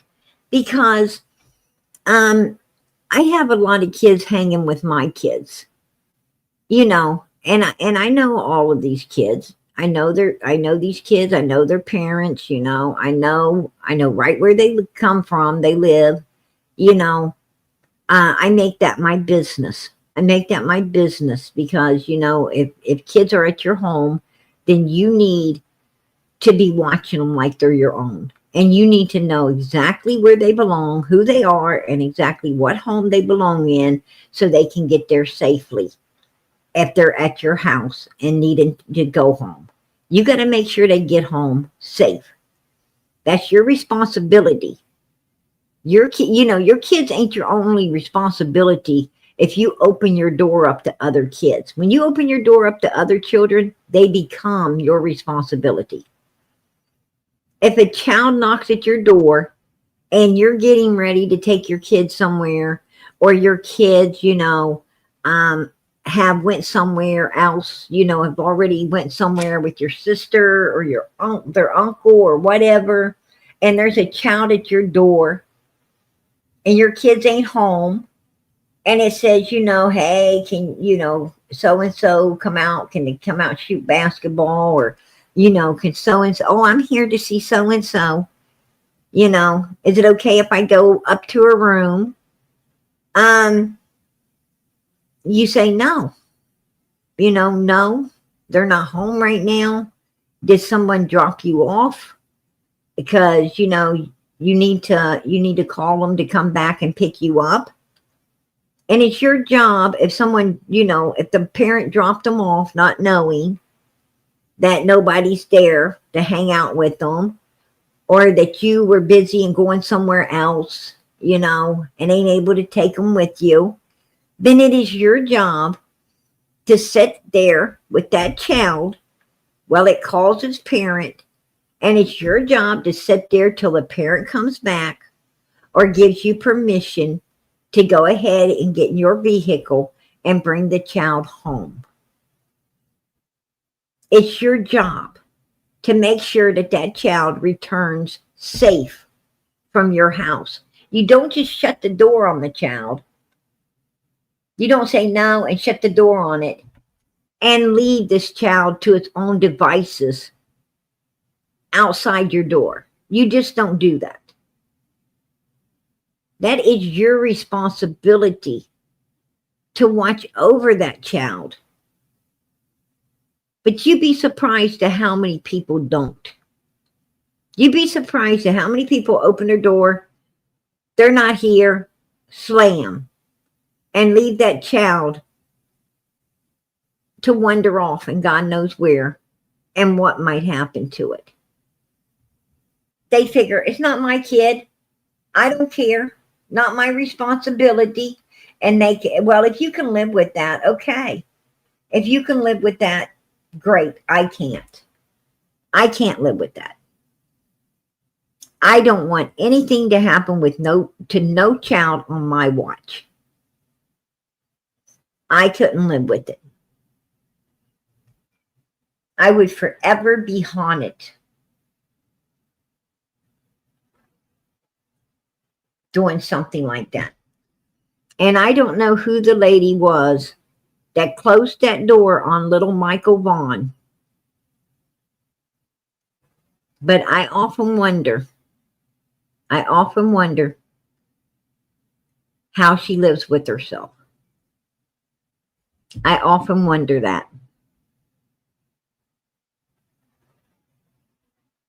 Because that would be really hard for me.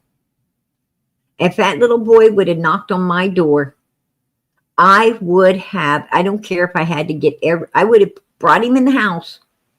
I'd have got all of my kids together, and we would have been walking down to his house, right up to his parents' door. And I would have said, did you know that your son is at my house wanting to play with my kids.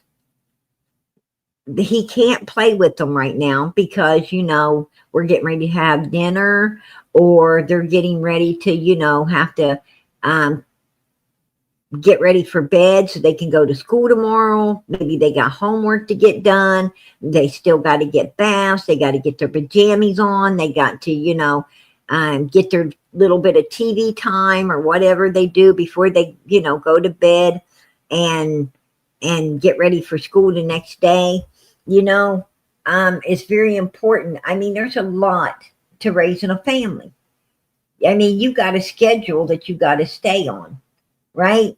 Usually the kids eat dinner, and after dinner, they got some time to, because usually after school, they come home, they do their homework, get it out of the way, and then dinner time comes, right? Then it's about time to eat dinner. They eat dinner. Then they've got some time to actually play with friends or do something, whatever. And then it's time, to come in and get all their stuff ready for school the next day and get their baths, brush their teeth, right? Do all the things and get ready for bed. And if they, and at that time, if it's like 9 o'clock or something, 9:30, then they have, a little bit of time to watch TV or get, something to eat before they go to bed, maybe a snack or something. And, they get their glass of water and tucked into bed, and you see them the next morning, right? You see them the next morning. And people have routine. They have routine in their house. It's just the way it goes. And if the little guy showed up, and this woman's busy or something going on in her house, maybe she's just not feeling well and feeling up to having another kid at the time, then she needed to, get on the phone, bring him in the house, get on the phone, get his dad to come get him, or, take him home. But you do not shut a door back and just leave a child that small standing on your porch. I wouldn't leave a teenager standing on my porch. I would not leave a teenager standing on my porch, because you don't know what could happen to it. You just don't do it. You just don't do it. Not in this world today. We're living in a whole different world today. I hear people talk about, when the street lights came on, they had to be home, been out running around all by themselves all day long, playing with friends. Well, I'm going to tell you, I don't remember that. I don't remember no street lights coming home on and everybody, having to be home. I don't remember that. What I remember is,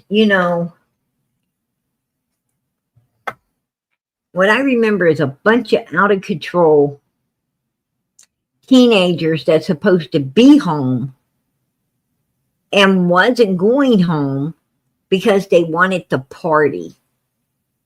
Somebody was always having a party somewhere, and everybody was there with the music, the music banging, and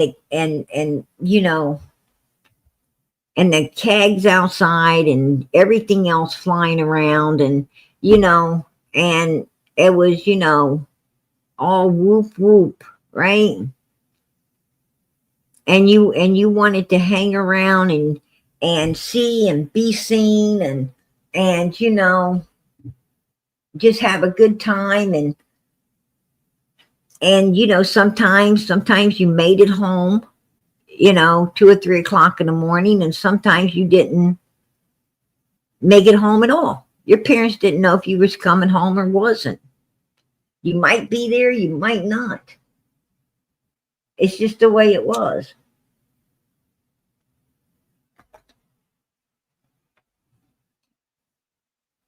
I don't know nothing about no street lights. I know that, as soon as I was old enough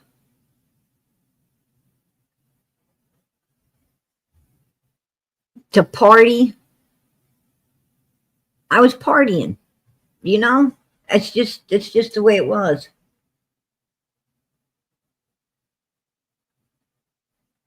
And nobody was listening to nobody. You know, you get in trouble, you get in trouble with your parents, and you were smart enough to, to stay low key. You stay low key for a couple of days and you're right back to it, right? You were right back to it. Soon as you thought you were safe and they forgot, you were back out doing it again. Shot in the wall. So you lost your kids because Fred Yes. shot the gun through the wall. Because Fred's sister come in and had her pistol out, and they was arguing, and Fred shot through the wall to scare her away. Oh my Lord. And that's when you lost your kids? Actually, the day after I lost my kids. How old was you? Got that right. You got that right, Amanda. You got that right. I'm going to tell you,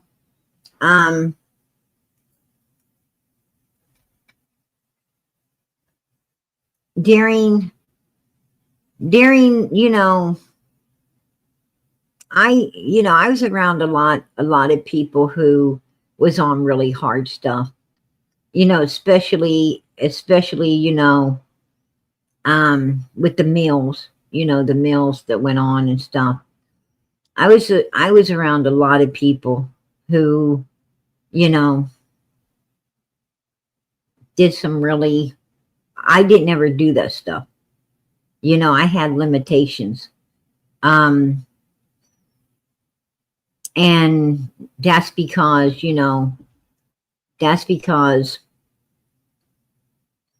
I guess I was, I guess I felt like I had been, put through hell enough, my whole life. Like I was born into hell. And a lot of, abuse and everything. And I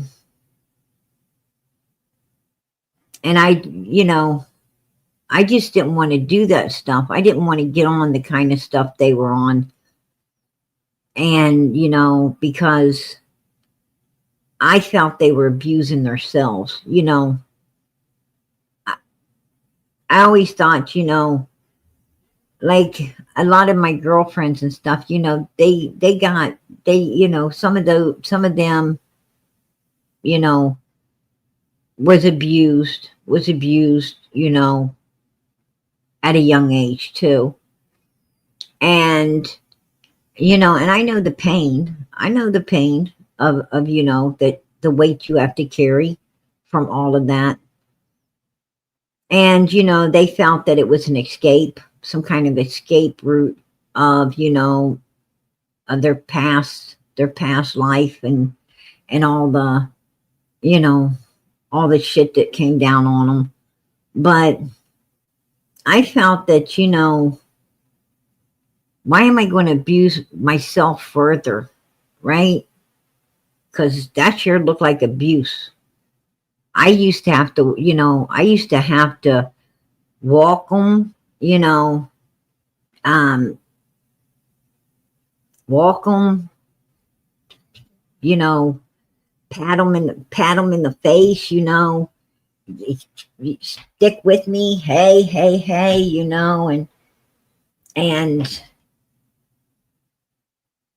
and I felt that was abuse to me, right? Having to worry about this other person who shouldn't be doing what they were doing. And I seen how, how bad it affected them. And to be honest with you, I didn't want to be them. I didn't want to look like that. I didn't want to be in that shape. I mean, they didn't know where they was. They didn't know what they were doing. They were just like out of it. like out of it. That wasn't, fun to me. It wasn't fun to me, you know, um, when nobody would take them, they needed to go to the hospital. Trust me, if you're at a party and everybody's partying and something goes down and you need help, like, you did more than you should have done, those people are they want to drop you off somewhere and leave your ass. They want to immediately get you out of there, get you away from there, and not affiliate you with them at all. And like, trust me, nobody's staying with you. Nobody's staying with you. Because all of those people are selfish and self-seeking and self-centered. And they will leave you there. They will leave you there. I mean, on the side of the mother freaking road, baby. They will take you up on a mother freaking porch and sit your ass on that porch and run. It's like, get them up there. Get them up there as fast as you can and get out of there. I can't do that to people. I can't do it to people. Person needs, if they need 911, I'm calling 911. I don't care if we call it here or you just want to, if you want us to go somewhere else, drop us wherever. But 911's getting called. I'm going to the hospital with this person because I need to know if they're going to be okay or not. I have that need. I wasn't real good. I wasn't real good at being like those other people. I didn't like the way they were. I didn't like the way they acted. I guess that's why I was able to get away from it. But that's the way those people are. And that's what they do. That's what they do. They ain't your friend. They ain't your friend. They're users and they're abusers. And when anything goes down, they're out. They're going to leave your ass to take the heat all by yourself. That's what they're going to do. They ain't going to try to save you. They ain't got your back like that. They're too busy saving their own. And I understand that. I understand that to the fullest. But I'm going to tell you something. That wasn't the type of human I was. It wasn't the type of friend I am. And I've stood there and I know what the doctors say and I know how the nurses talk. And I know how they treat people who took a little too much of something. And they say some pretty bad stuff. Like, they don't know why they're saving that person. What are they saving them for? To go out and do it again? It sickens them to see people like that on their tables. It's a horrible thing. And the only thing I could think of is that person there, that person on that table has people who love them, who care about them. You might not, but somebody does. And that's what you should be thinking about. And you should be doing all you can to keep them in this world for those people.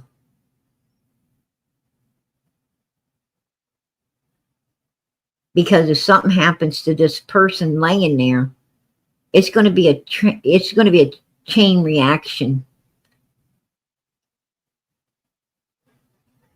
of misery and grief.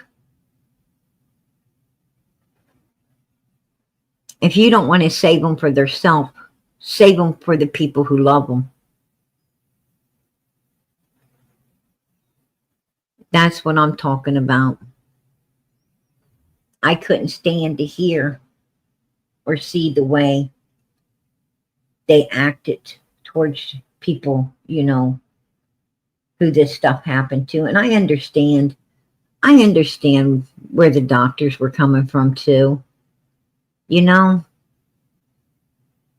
and I know that they, I know that they told them not to be, if you do this, again, you probably, because you've been doing it so long, you might not make it. And and it's, I give the same advice. Straighten up, get an education, make a better life for yourself, do good things. You don't need that shit. Shouldn't have ever got on it. They had to got off. But since you did, do all you can. Do all you can to get rid of it. There's people counting on you, depending on you, who love you. Stay here for them, right? Stay here for them. Stop being selfish.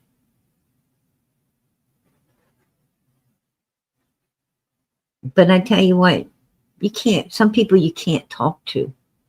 Some people, they're not going to listen to you. They're not going to hear you. And they're going to be, they're going to be gone out of this world. They're going to be gone. And there's nothing you can do. Nothing you can do. You hate to see them go out of this world like that. But what can you do? You can't keep them from abusing themselves. You can't keep them from abusing themselves. And that's what I felt they were doing. And I felt to myself, we've been abused so much. We've been abused so much by other people. Why the hell would we want to abuse ourselves? I'm not going to let the people who abuse me win. And they won. They won if I continue to abuse myself after they done abuse me. I'm not going to let them win. I got out of that shit. I got out of it. I got away from it. And I made a better life.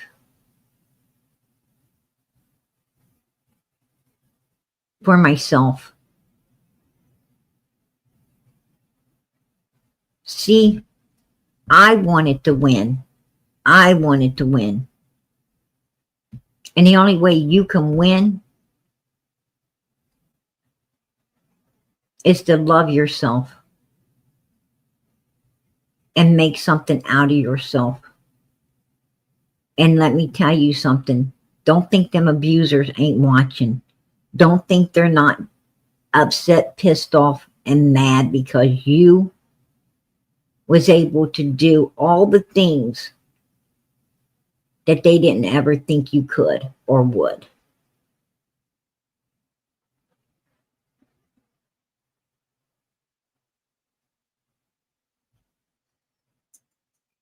That's how you win. You don't go out there and abuse yourself to try to get away from all the memory and pain that they put you through. You go out there and show them you're a damn warrior. And you're going to shake off everything they did to you.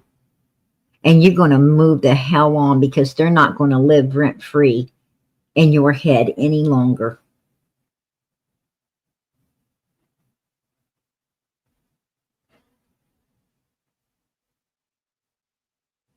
They're the evil ones. They're the ones that's going to have to answer to God for all of their evilness, not you.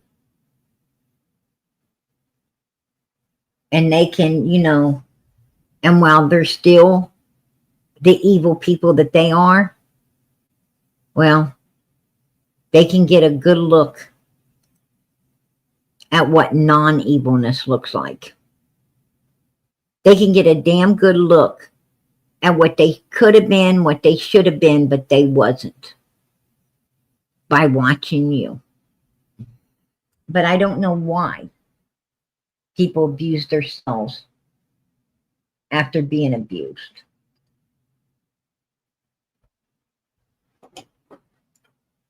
But I've seen a lot of people get put in the ground. And I'm talking about a lot. A lot.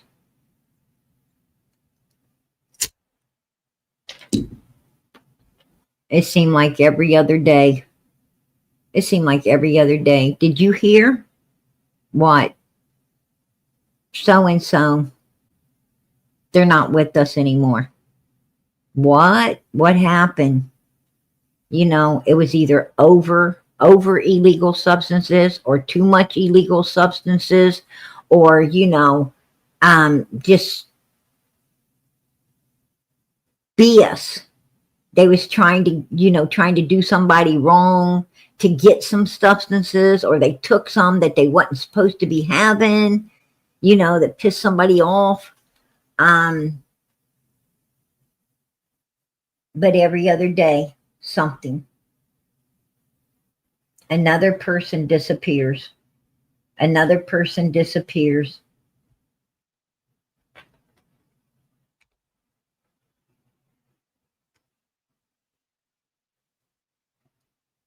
It's hard, man.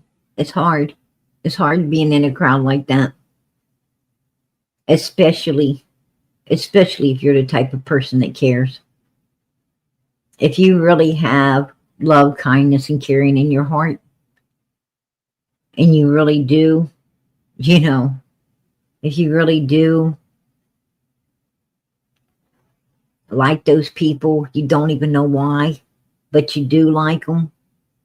You know what they are, how they are, everything they are, but you still love them, you still care about them, you still like them. You still got their back. If you're one of those people, being in a crowd like that can fuck you up. In a second house, my daughters were 13 and 14, and my little boy was a year old, and my little girl was, my and Fred's little girl together was 6. Oh, wow. She was in kindergarten. And you ain't seen your kids since? I've seen my girls, but I ain't seen my little boy since he was a year old. Oh, wow. Did your little boy go to your family, or they adopt? Yeah. He's with your family too? But they won't let me see him. Wow. So Fred wasn't willing to straighten up, and but actually, they wouldn't let me see him while I was with Fred. How is Fred now? I mean, what do you think Ziggy's got on her hands? Got a handful of. I mean, he's not nothing like he tries to put out there. I'll just tell you that much.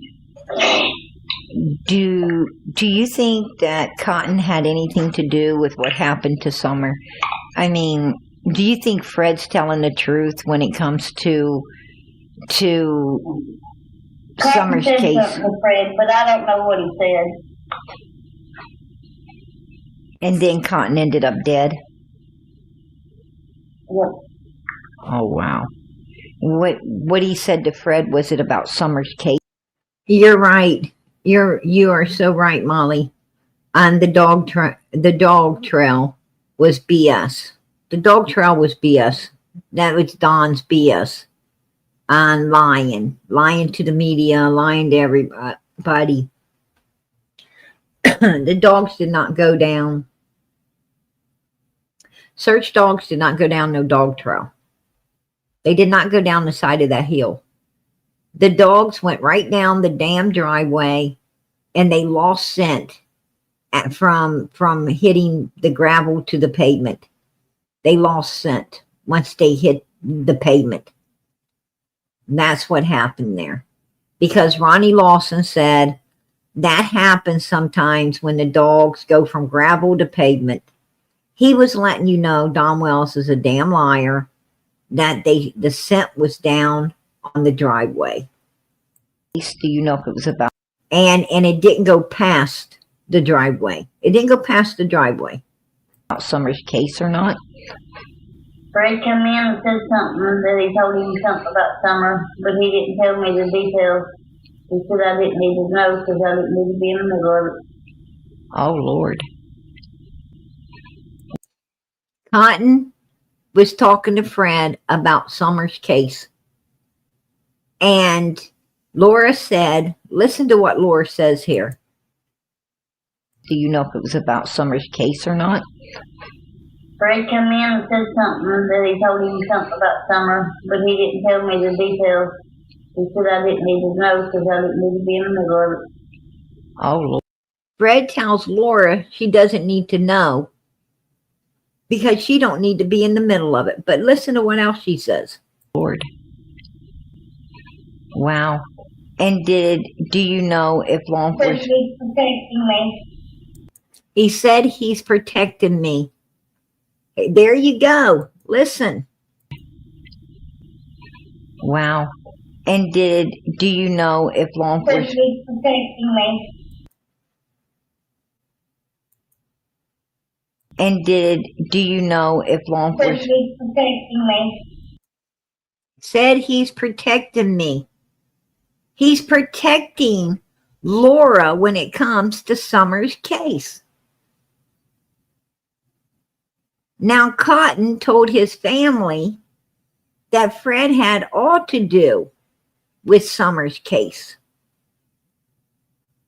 He actually told his family if something happens to him, he wanted them to know that Fred told him some stuff about Summer's case, and also that Fred supposedly had a box up on his property that had Summer's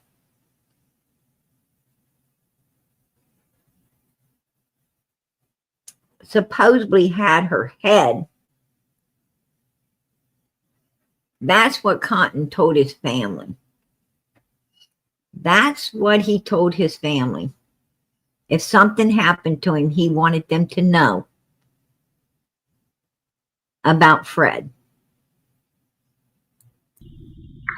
Do you know if law enforcement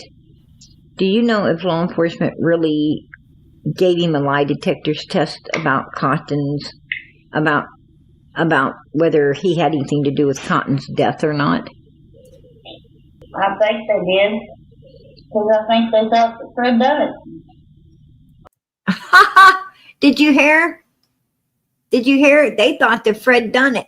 Listen to this. About whether he had anything to do with Cotton's death or not.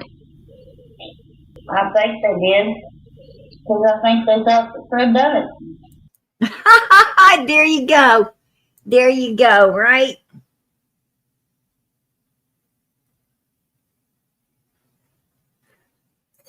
There you go. Right there. Laura, you know, she let the cat out of the bag. She let the cat out of the bag on Fred, right?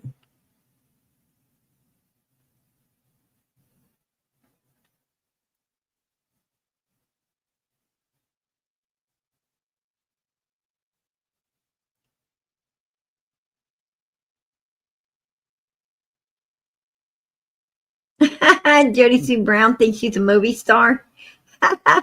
Yeah, off of what? Gilligan's Island? All right.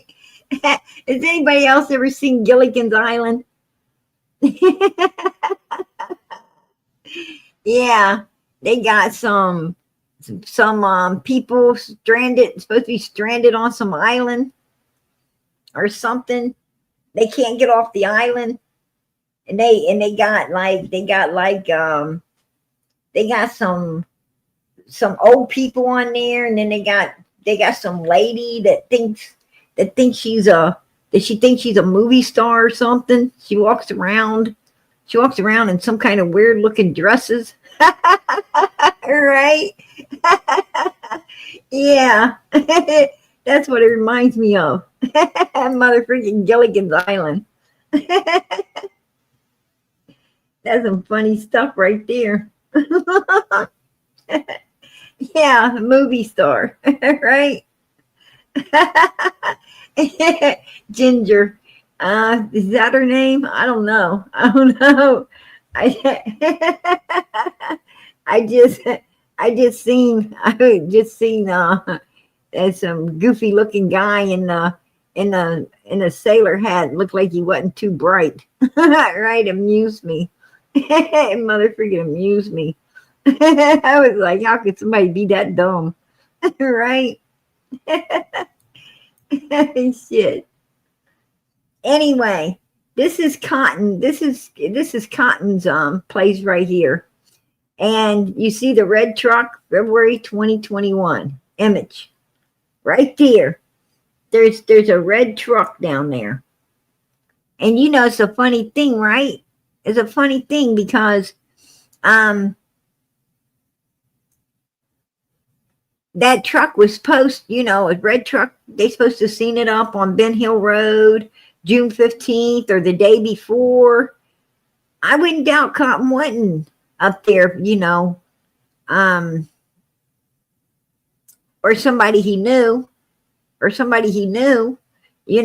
but this is definitely a red truck, Roy Cotton, where he supposedly, stayed at, where he lived, right there, red truck in the driveway. What do you think of that?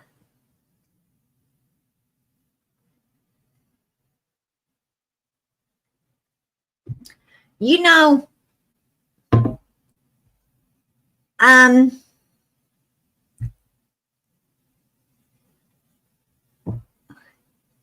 the only thing I can think of is Roy. The only thing I could think of is possibly Roy had come, because see, when Chad Arnold came in to Ben Hill Road, June 15th, 2021, Chad Arnold had came in to Ben Hill Road, and Candace followed him out of there.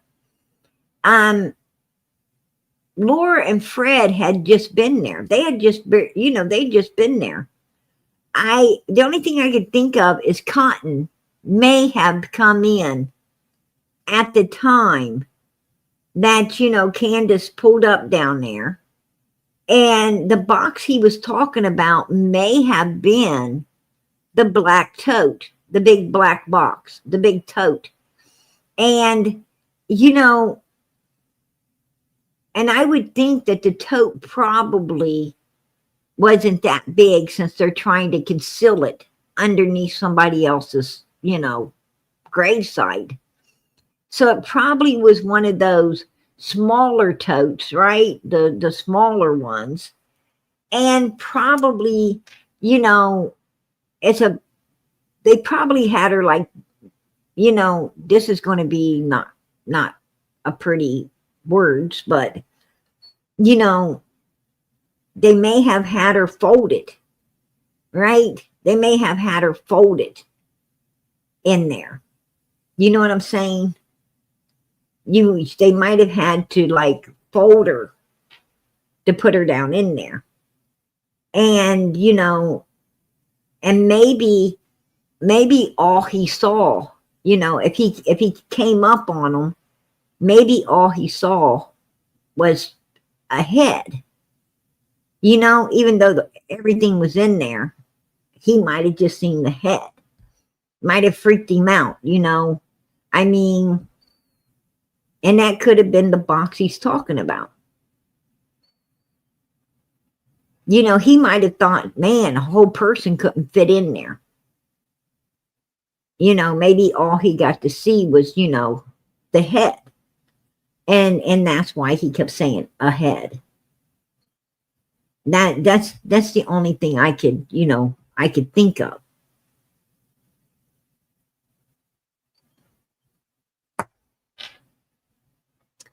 Um,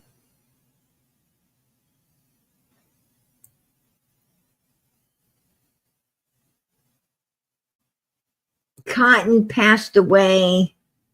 Oh crap. I just seen that today. I just seen that today.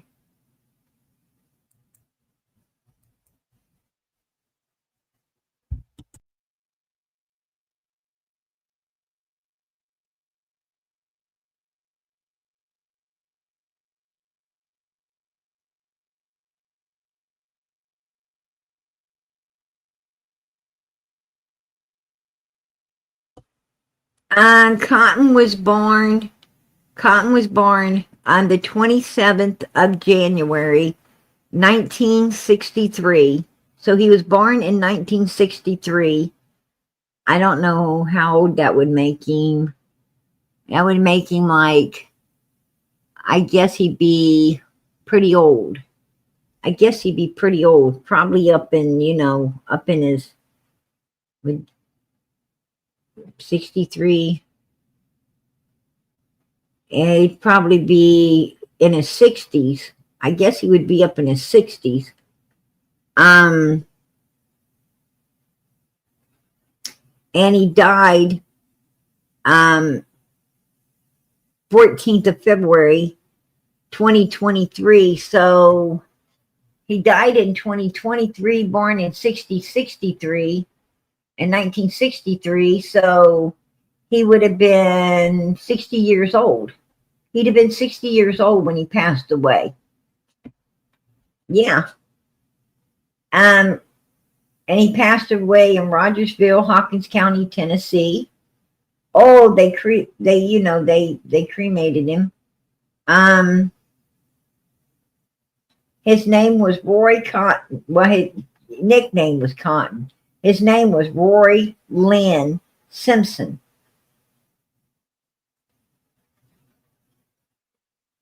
But they said,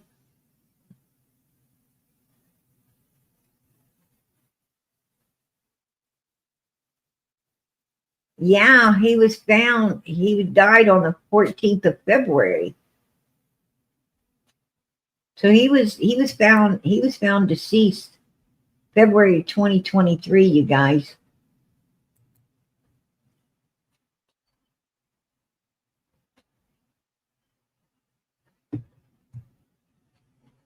Yeah, if he'd have lived, he'd have been like 62. Yeah, that's true.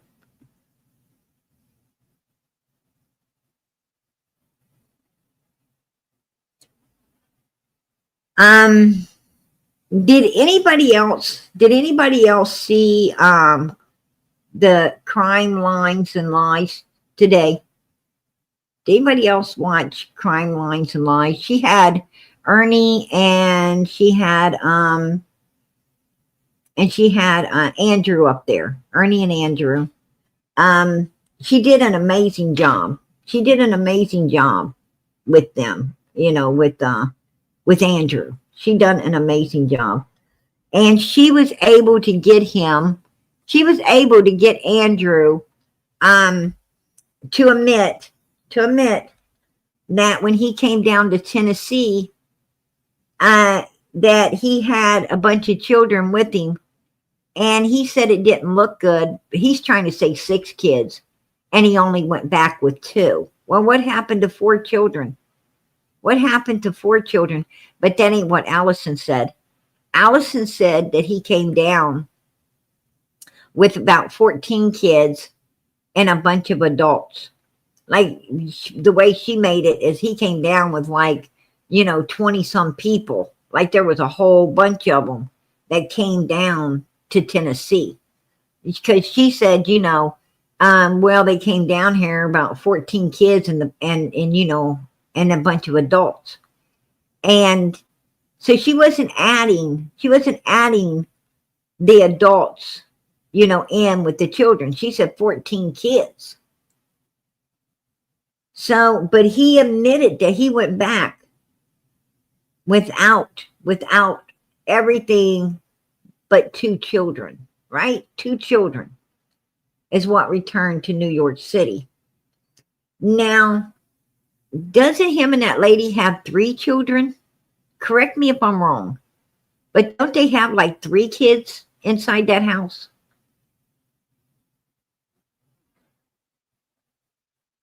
Does anybody know the number of kids that's in that house? Because I thought it was 3. I thought it was a couple girls and a boy. Okay. Now, if he only went back with 2, where in the hell was the 3rd kid? Where was the 3rd kid? It sounds like, I thought there was, when they was outside one time, I thought I saw 2 girls and a boy.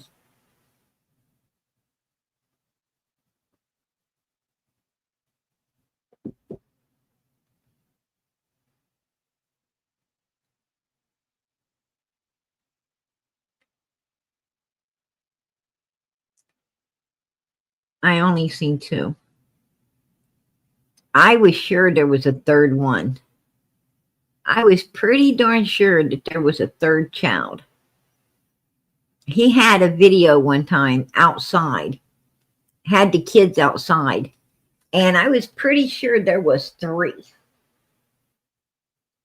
I thought there was a boy and 2 girls. I could be mistaken, but I thought there was a boy. Anyway, I did think there was, I did think that there was, a boy in that batch. I'm pretty sure there was. And a younger boy. I'm pretty good. When I see something, I don't forget it. I mean, it could have been a neighbor kid or something, but I thought it was his kids. Because I remember them all being outside. As this was early on. He had them outside playing around. Does anybody else remember that video where he was outside and he got pretty ugly? He got pretty ugly out there with the kids.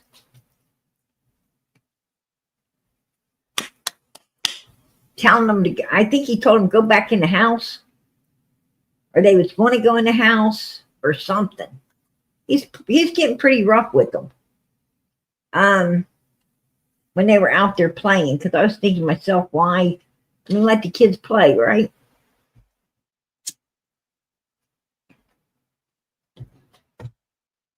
But I'm pretty sure I saw 3.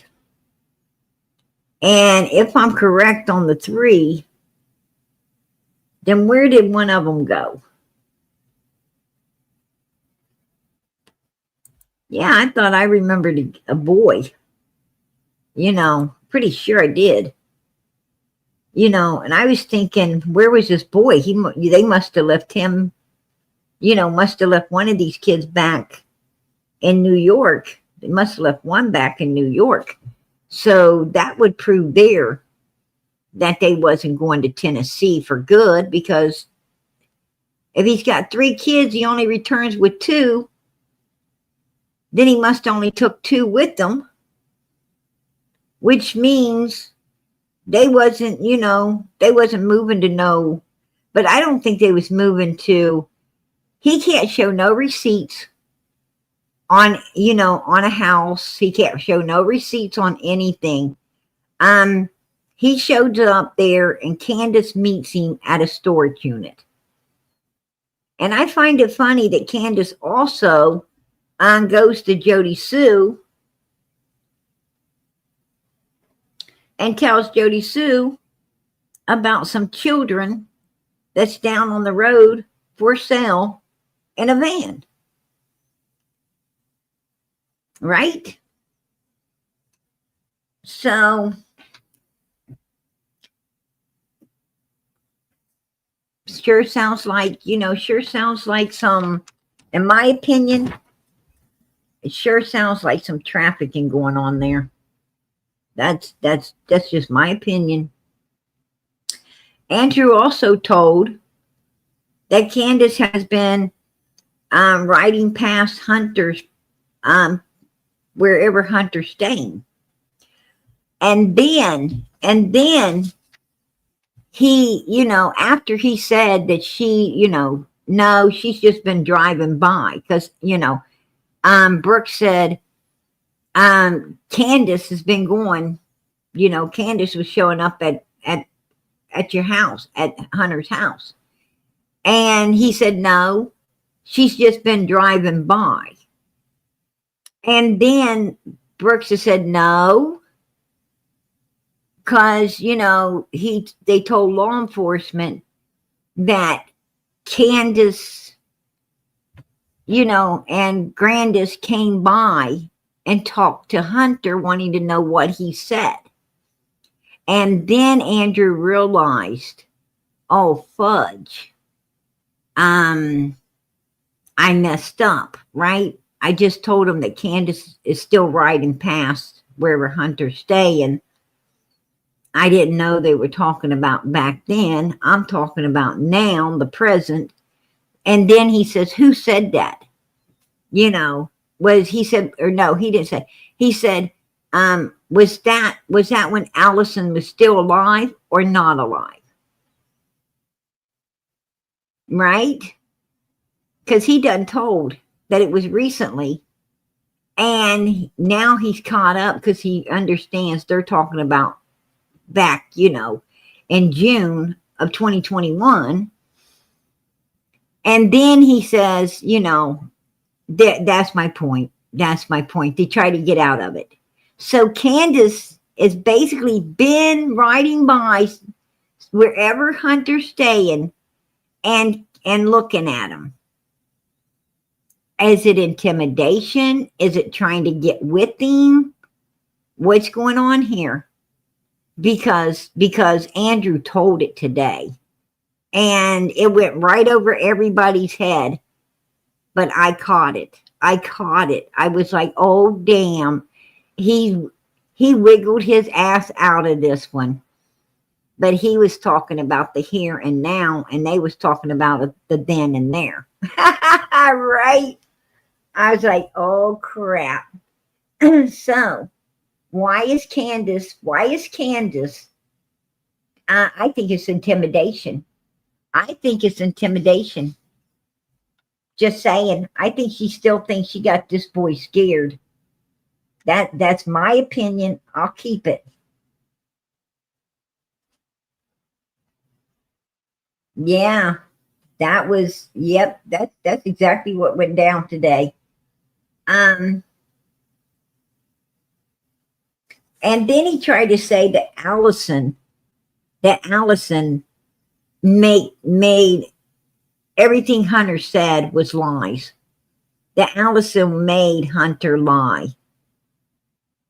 Everything, that nothing was said was the truth. Now that Allison's gone, that Hunter just can be Hunter, who Hunter is now. Well, if Hunter can be who Hunter is now, Hunter said the same thing on Andrews as he said on Chris. Summer was on that pillow wet against the door. She's the only one in the vehicle wet against the door.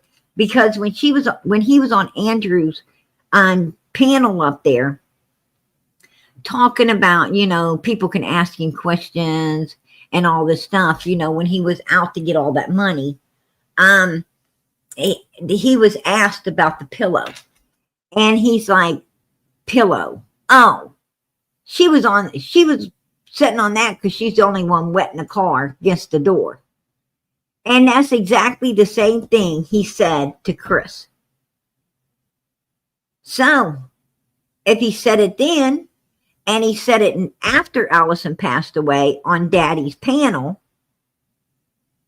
then you know what? It must be true, right? And if she's wet in the back seat against the, passenger side door, then where did she get changed into the dry clothes? Because, after they left Allison's house and was headed to their house, she's in the outfit. So the only place she could have been dressed was at Hunter's house.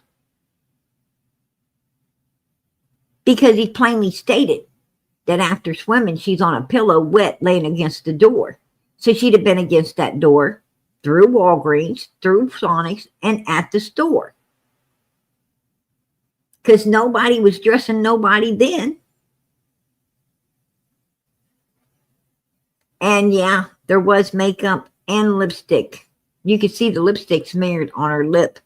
The right side, lower lip, when she's laying on the milk jugs. Absolutely.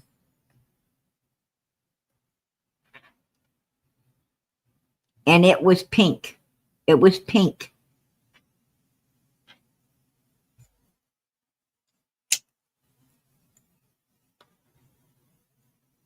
Just saying.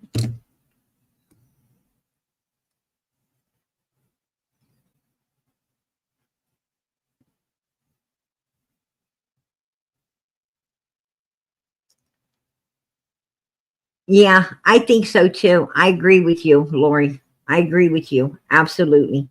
I believe that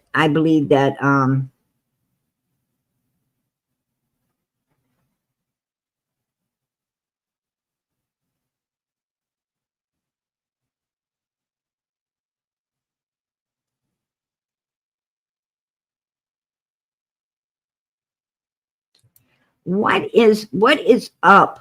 What is up with Lisa? Hovering over everybody's children.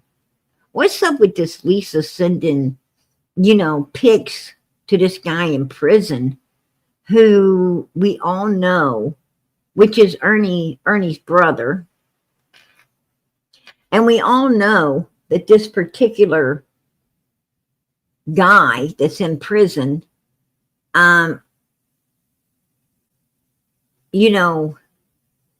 they had a mayor, right? They had a mayor in Kentucky. I believe that's where these people's from. Harlem. I believe it's Harlem, Kentucky. And supposedly this particular man that's in prison, who is, Ernie's brother, was supposedly, in prison for, binding this man and brutally unliving him. And, and I hear it went way farther than that, right? Like way farther than that. Like some really disgusting stuff farther than that. Like, a date with the brown eye, type thing right there.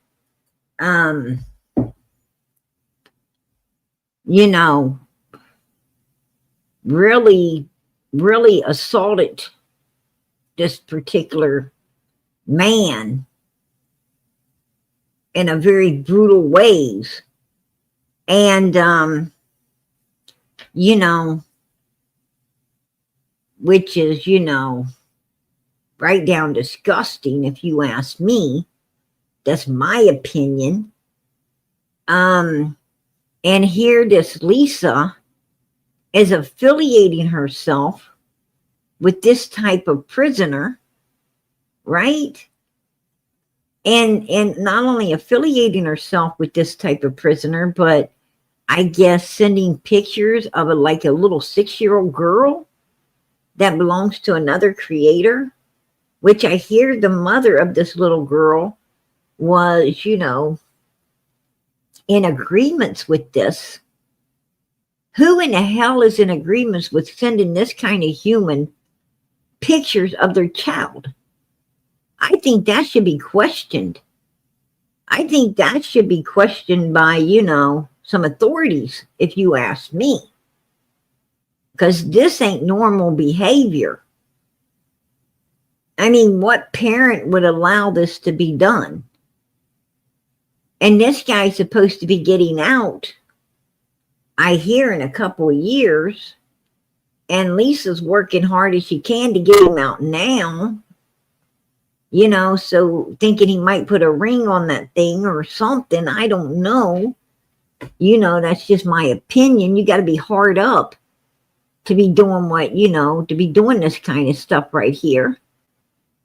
But who in the heck affiliates themselves with these kind of people? Something ain't right. And I'm going to tell you, something else is weird, I find really weird, is this Lisa is really affiliated with Candace and Grandis and, this Chris guy that, was the husband of this Rose Bly who disappeared. And she really seems to be wrapped up and affiliated with these people. I mean, and did you see, what kind of place she resides upon? And wow,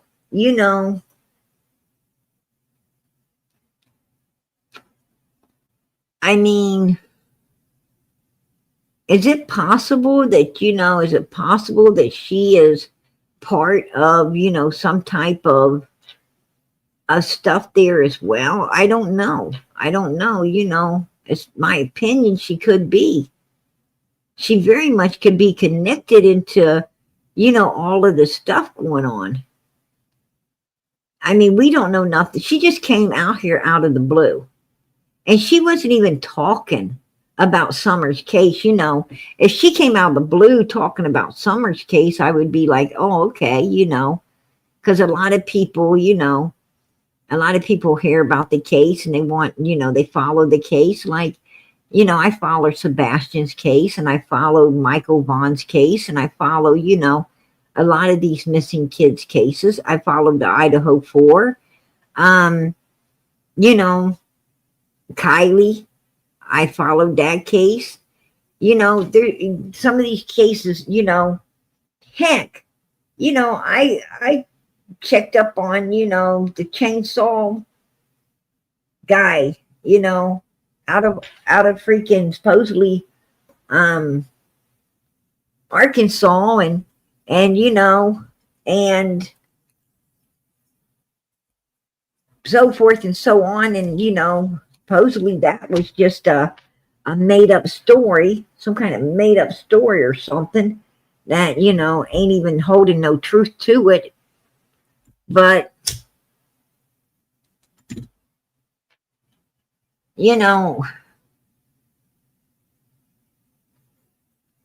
there's a lot, I followed the freaking, they had the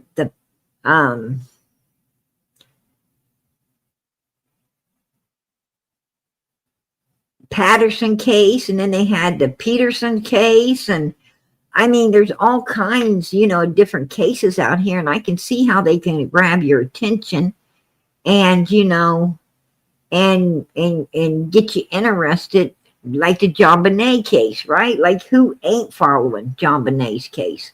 Everybody's following John Bonet's case. Here lately, there's somebody that's on Brooke now. I seen some updates, and somebody's really going hard on John Bonet's, the younger boy, the brother that was in the house at the time. They're going real hard on him right now. And, even to the point that they said the dad, there was the catch line, that the dad ain't protecting the son no more and stuff like that, and, it's really disturbing. It's really disturbing, to see that kind of stuff. And then there's no truth to it. But I could see her showing up with Summer's case because that's what everybody was on. They were on Summer's case. But she came out on Summer's case talking about this Rose, like drawing all this attention to Rose. And she was already connected with this with this woman's husband, which was really fucking weird, right? She's already connected to him and talking with him. And, like they were, like they went to school together or something, which was really, freaky to me from day one, to be honest with you. And she seemed to know Grandis pretty well also, which, raised some eyebrows, right? And it's like she was obsessed with Rose and Rose's husband.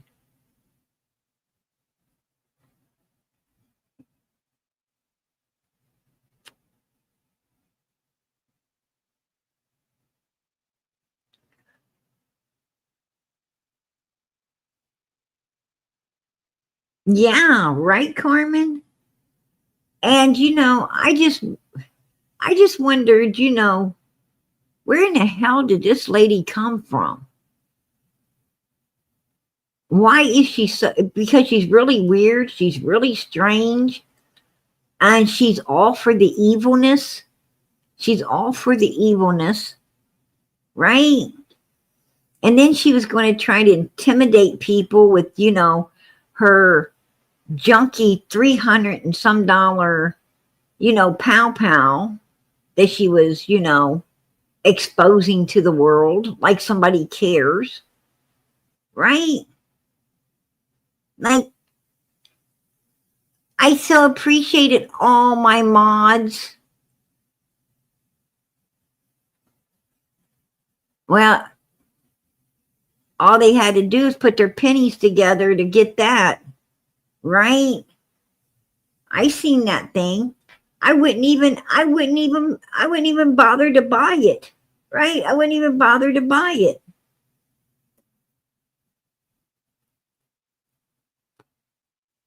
Yeah, something's up. Something's up with that.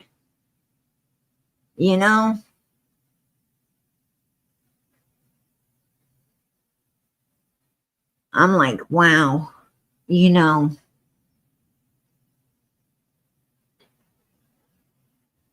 I hate to say it, but I'm in love. I'm in love, with Smith and Mr. Wesson. Right? that's who I'm in love with. That's who, who Louie's in love with too.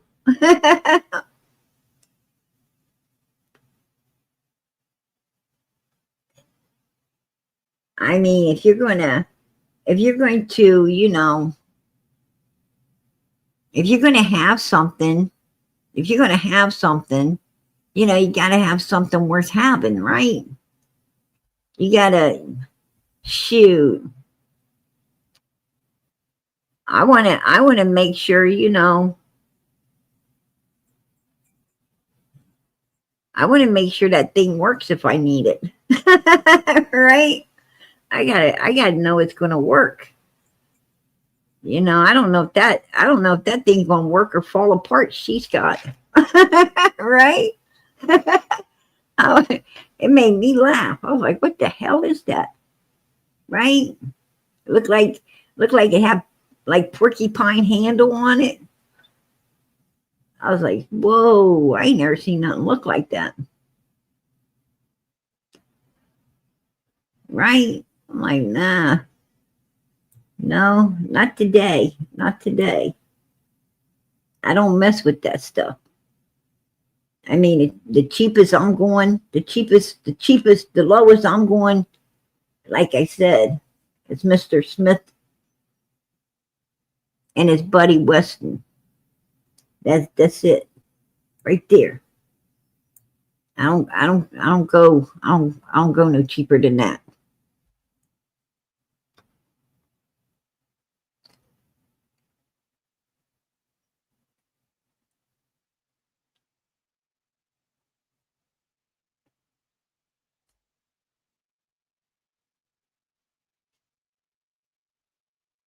I don't know what she's thinking.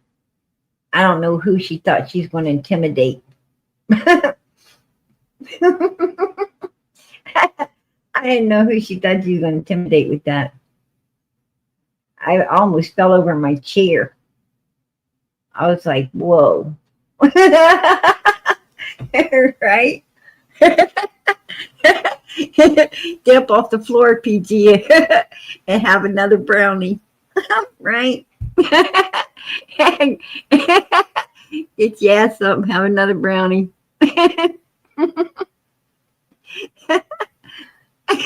I'm going to tell you, it's awful hard getting off the floor when you're laughing, right? When you're laughing, you can't hardly get up. Oh, shit.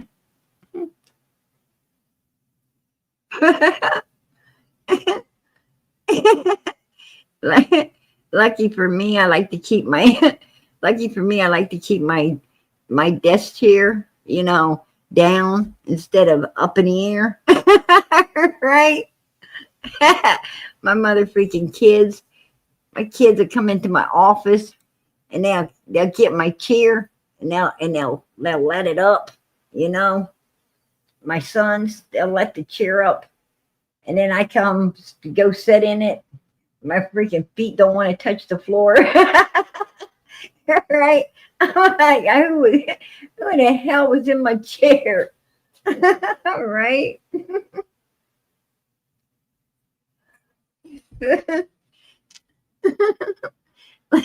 lucky lucky they got that little thing on the side. You pull it up and the chair goes back down. Right?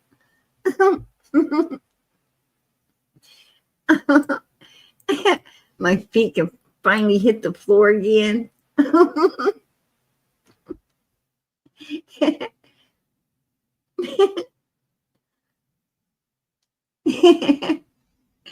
Unbelievable.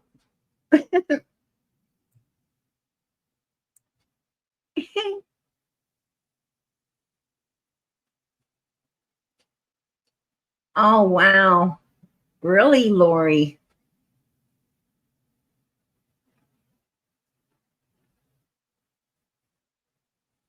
Oh, wow. That is sick.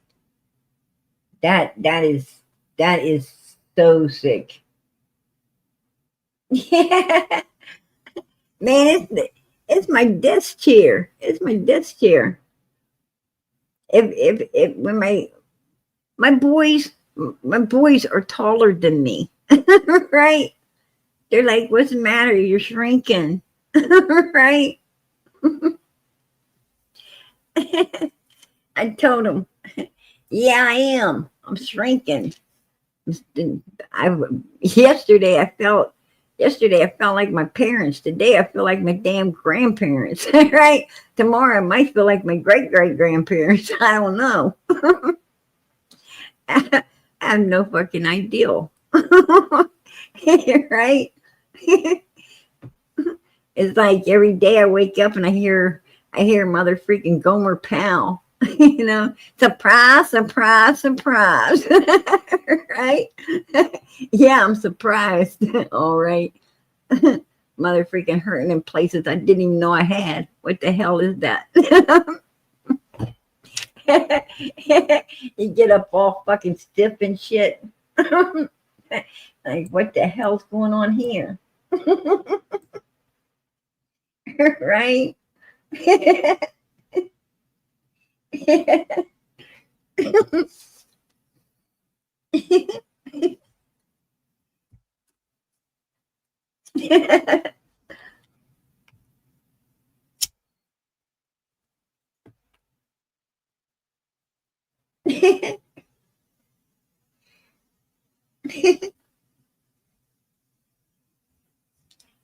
Hey, I'm going to tell you guys.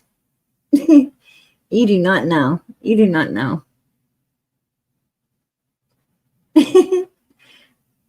Every day, we get smarter, right? Every day we get smarter. I know that. I know that, I know I'm getting smarter. I know I'm getting smarter. I ain't making the same mistakes as I made, before. Right?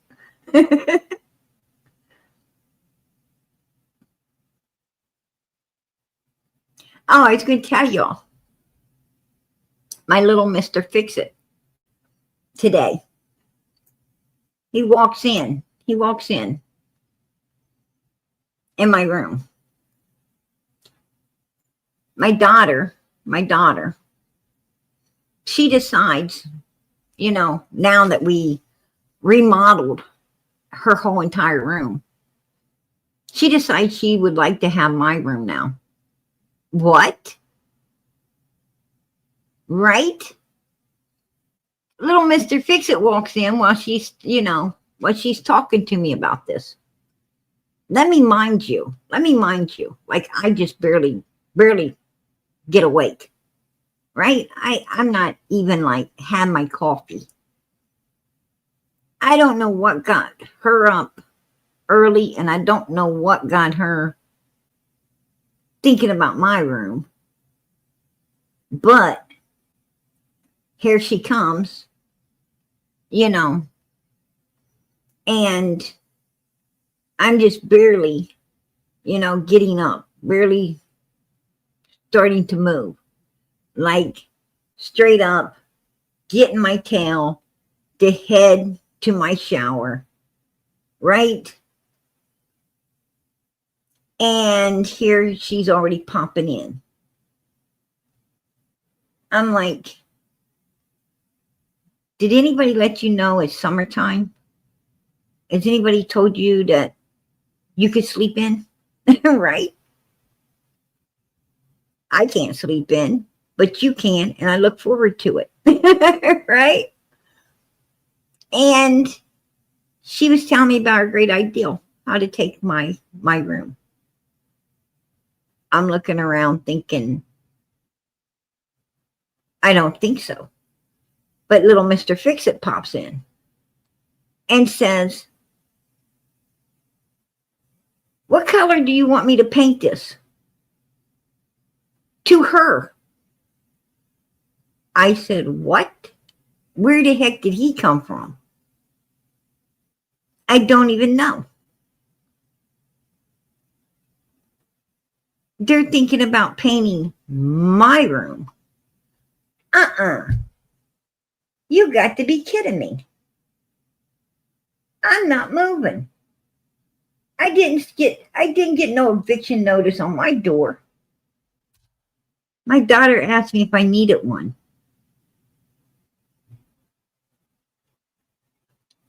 Are you motherfucking kidding me? They're already painting my room. Actually, they're already moving me out and ready to paint my room. I don't even know what color because she ain't decided yet. What do y'all think about that? I'm like, yeah, what the hell? I'm going to tell you what. I had to go on into my bathroom, shut my door, turn on the water, and ask myself, am I actually awake or am I still in that bed sleeping, dreaming this shit? Because I know I must be going crazy, right? I did not see two of my kids up this mother freaking early talking to me about moving me out of my own room, right? And ready to paint it. Yeah, how rude, right? How mother freaking rude. I'm like, what? That girl already got the biggest room of the house. She already got the biggest damn room of the house. What does she need with my room? Oh, I got more closet space. No, I don't. No, I don't. You got mother freaking walk-in closets. I don't even want to hear that. I don't even want to hear it. What the hell you be talking to me about? You want to move me out?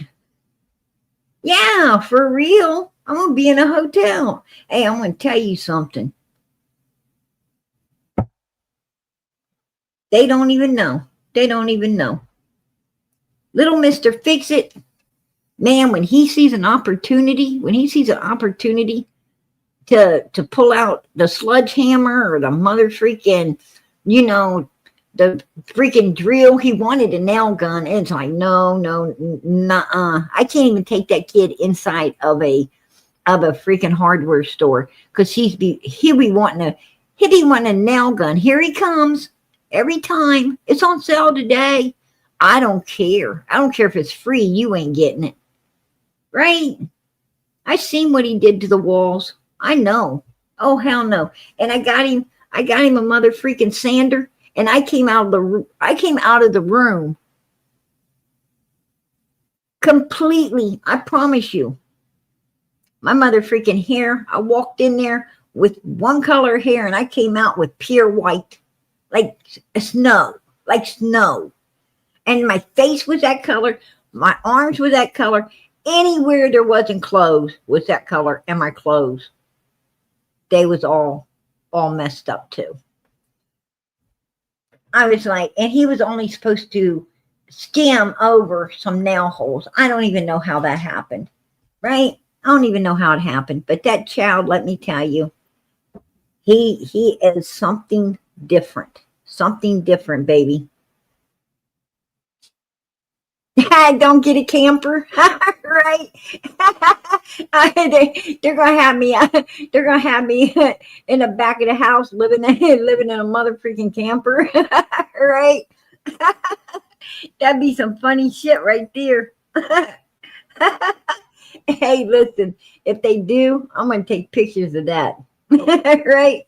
I'm gonna take pictures of that. If that ever happens, you're gonna get a Christmas card. You're gonna get a Christmas card with my big old camper out there, right? That'd be some funny stuff. Yeah, make it a 5-star. Absolutely.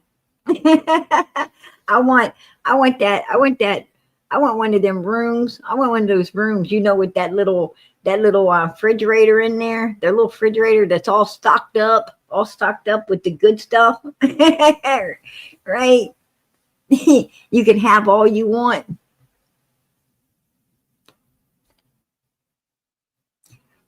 Right? I'm gonna tell you, I don't think so. Not today. Not today. They're trying to turn you to a grandest, right? I'm gonna tell you. I don't know, but I promise you, every day I get up, like I said, first I was feeling like my parents, now I'm feeling like my grandparents. Tomorrow might be my great grandparents. I don't know, you guys. I think these kids are gonna give me gray hair. Just saying. I ain't got it yet, but I feel it coming. Right? Yeah, Mr. Fix-It needs to become Mr. Build It. I'm going to tell you, that kid cracks me up. And I tell you why. He reminds me so much. He reminds me so much of his grandfather. I'm going to tell you, that's exactly the way his grandfather was. And it makes me laugh. It cracks me up.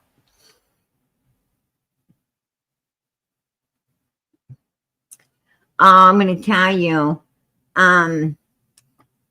that picture of Summer,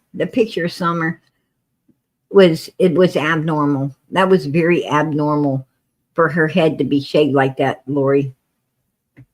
It was, I was looking at it today. Matter of fact, I posted it out on Facebook. But it was very abnormal because she had, her hair was cut. Her hair was cut in a fashion that was, all the rave at that particular time, 2021. That was, all the rave for a lot of models, runway models and stuff. And, and I'm going to tell you, Summer, man, she wore it like a boss, right? She wore it like a boss. It really looked good on Summer. That little, that particular hairstyle. It doesn't look good. It doesn't look good on a lot, a lot of people. But it really it suited her. It suited her. And, and, the rest of the hair, basically what they do is they keep it like that and let the rest of the hair, grow out to meet up with it. And, um, that's originally how it's done. And that's how, most mothers do. If they're going to put that particular style on their child, they don't shave the kid down to a cue ball and say, oh, now let's let it all grow back to get. No parent does that.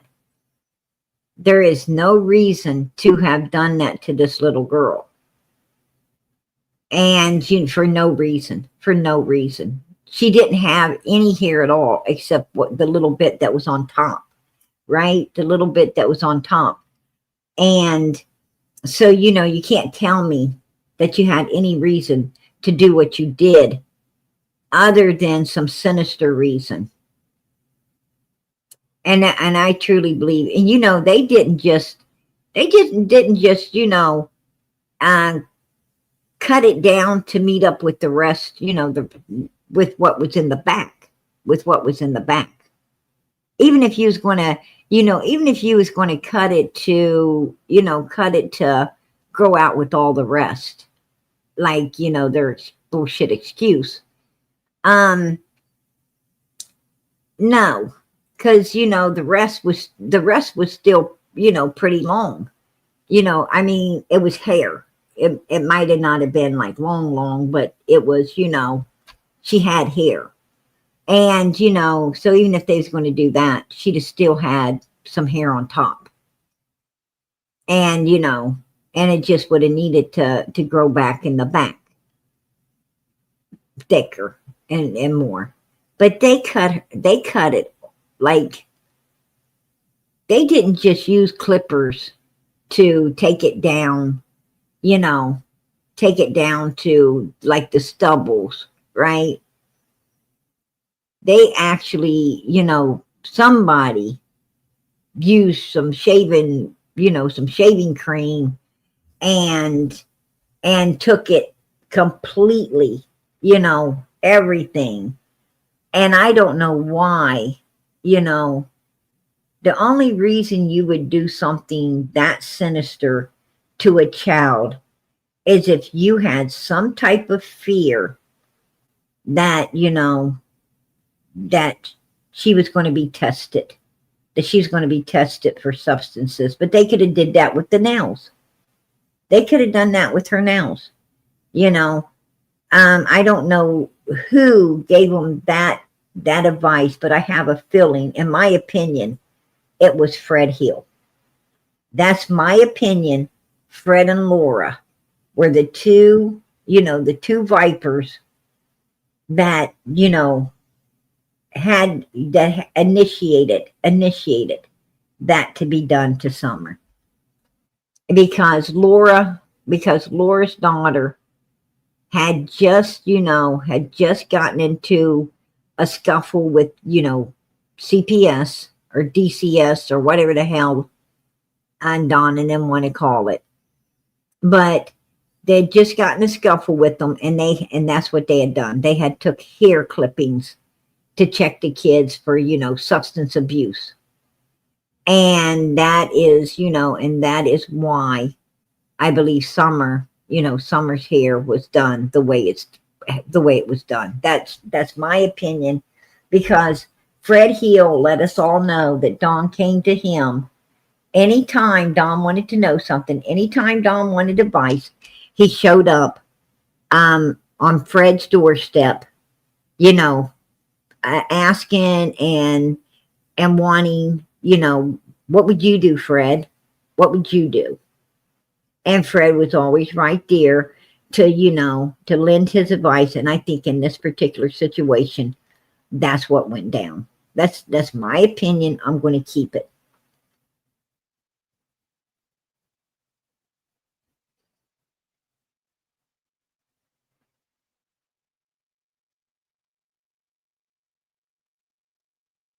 Yeah, there's no limitations. There's no limitations. When they find Summer and she's no longer with us, there is no limitations on that. Absolutely none. That is true. Fred is a suspect. Matter of fact, Ronnie Lawson said all of them are still suspects. Every last one of them are still suspects. No one has been ruled out. No one. Not Fred, not Andy, not Jody Sue, not none of them. Not Laura, not Don, Candace, or Grandis. None of them mother freakers have been ruled out at this particular time. Absolutely not.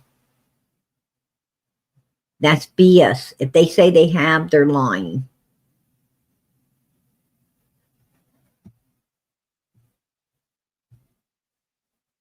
I'm going to tell you something. I don't think that law enforcement asked Fred to record a damn thing, because the neighbors said that the night that they were all gathering up to look for Summer, Fred was trying to haul it out of Ben Hill Road onto Beach Creek. He was trying to leave out of there. So, how could he be wired up if his ass is, all up in a vehicle trying to get out of there? That's my question. Right? I mean, the neighbors done spilled the beans on his ass. And I'm going to tell you something. He also has no alibis for where he was. Like, nobody knows where Fred and Laura was. Nobody. Because they said they went to the crusher and, got some monies. And then they went to the store. And when they came back in, law enforcement was all over the place about 7:30. They said they came back in around 7:30 and law enforcement was everywhere. And that's when they found out the Summer was missing. And then they said they didn't make it to the crusher and had to come back. And then they said that they didn't go to the crusher at all, that they was hauling some damn motorcycle man. And Fred said he came back into Ben Hill Road, get it and hooked up his trailer thing and went back out and helped somebody, and he don't know who the man was. Then he said later he did know who the man is. And then he said, that now he's saying that he didn't just take a guy with a motorcycle somewhere, but he said he came back. He came back to his place with a motorcycle that he obtained while he was out helping this guy take a motorcycle somewhere. Now he's saying he obtained a motorcycle and brought it back into Ben Hill. And I'm going to tell you something's weird about this motorcycle stuff, because Marlena Crawford told me that Fred Hill, this is not PG's words, this is Marlena's words. She told me allegedly, she said, she didn't say allegedly, she said did, but I'm going to say allegedly. Fred was supposed to have stolen. He was supposed to have stolen someone's motorcycle. And Marlena and her brother and them had told on Fred. They told on him, and I guess returned the motorcycle, or told the guy where to come and get it or something. But they told on him for stealing this guy's motorcycle, and the guy supposedly got it back. But Fred was supposed to take it. Now, I hear that, some kind of thing like that was supposed to go on around the time Summer went missing. And I think that's what they're talking about. I think what they're talking about is, that particular motorcycle that Fred Hill was supposed to have had in his possession at that time. And that, and they told on him, and it got returned to the guy. I guess maybe the guy came in there looking for it and got it, or I'm not sure exactly how he obtained it back. I'm sure Marlena told me and I got it on recording somewhere. But um but she did say Fred, that Fred was the one that took it. And she did say that they were the ones that squealed on him too. She said that they, they're the ones that told on his ass. So, that's not a good thing. That's not a good thing. Right? I appreciate that. I appreciate that. Summer Moon, Utah Wells, our little angel. We won't give up. Absolutely. Hey, you guys, I've kept you guys in here long enough. PG's got to get out of here. I got to get some rest. Thank God. Thank God tomorrow is Friday, right? Thank God it's Friday. I'm like, woohoo, weekend. Amen. But you guys have a good Sabbath. Tomorrow is the Sabbath from sundown to sundown on Saturday. And I observed the 7th, so I won't be in here tomorrow. Right? I'm sure all my haters will take full advantage of that and talk about me all they can since I won't be here. But that's okay. That's okay because I observed the 7th and that's what I'm going to do. That's what I'm going to do because that's what we're supposed to do. And ain't anything going to get me to come in on the 7th unless it's something super important about one of these missing kids. That's the only thing that's going to get me to be in here. But let me tell you, you guys enjoy the 7th. I hope you observe it too, because that's, commandment, what we're supposed to do. And I'll see you guys back, God willing. God willing, I'll be back here on Saturday. And we'll pick up where we left off, right? So keep the prayers going up for Summer Moon, Utah Wells, you guys. From your lips to God's ears, I know he's hearing.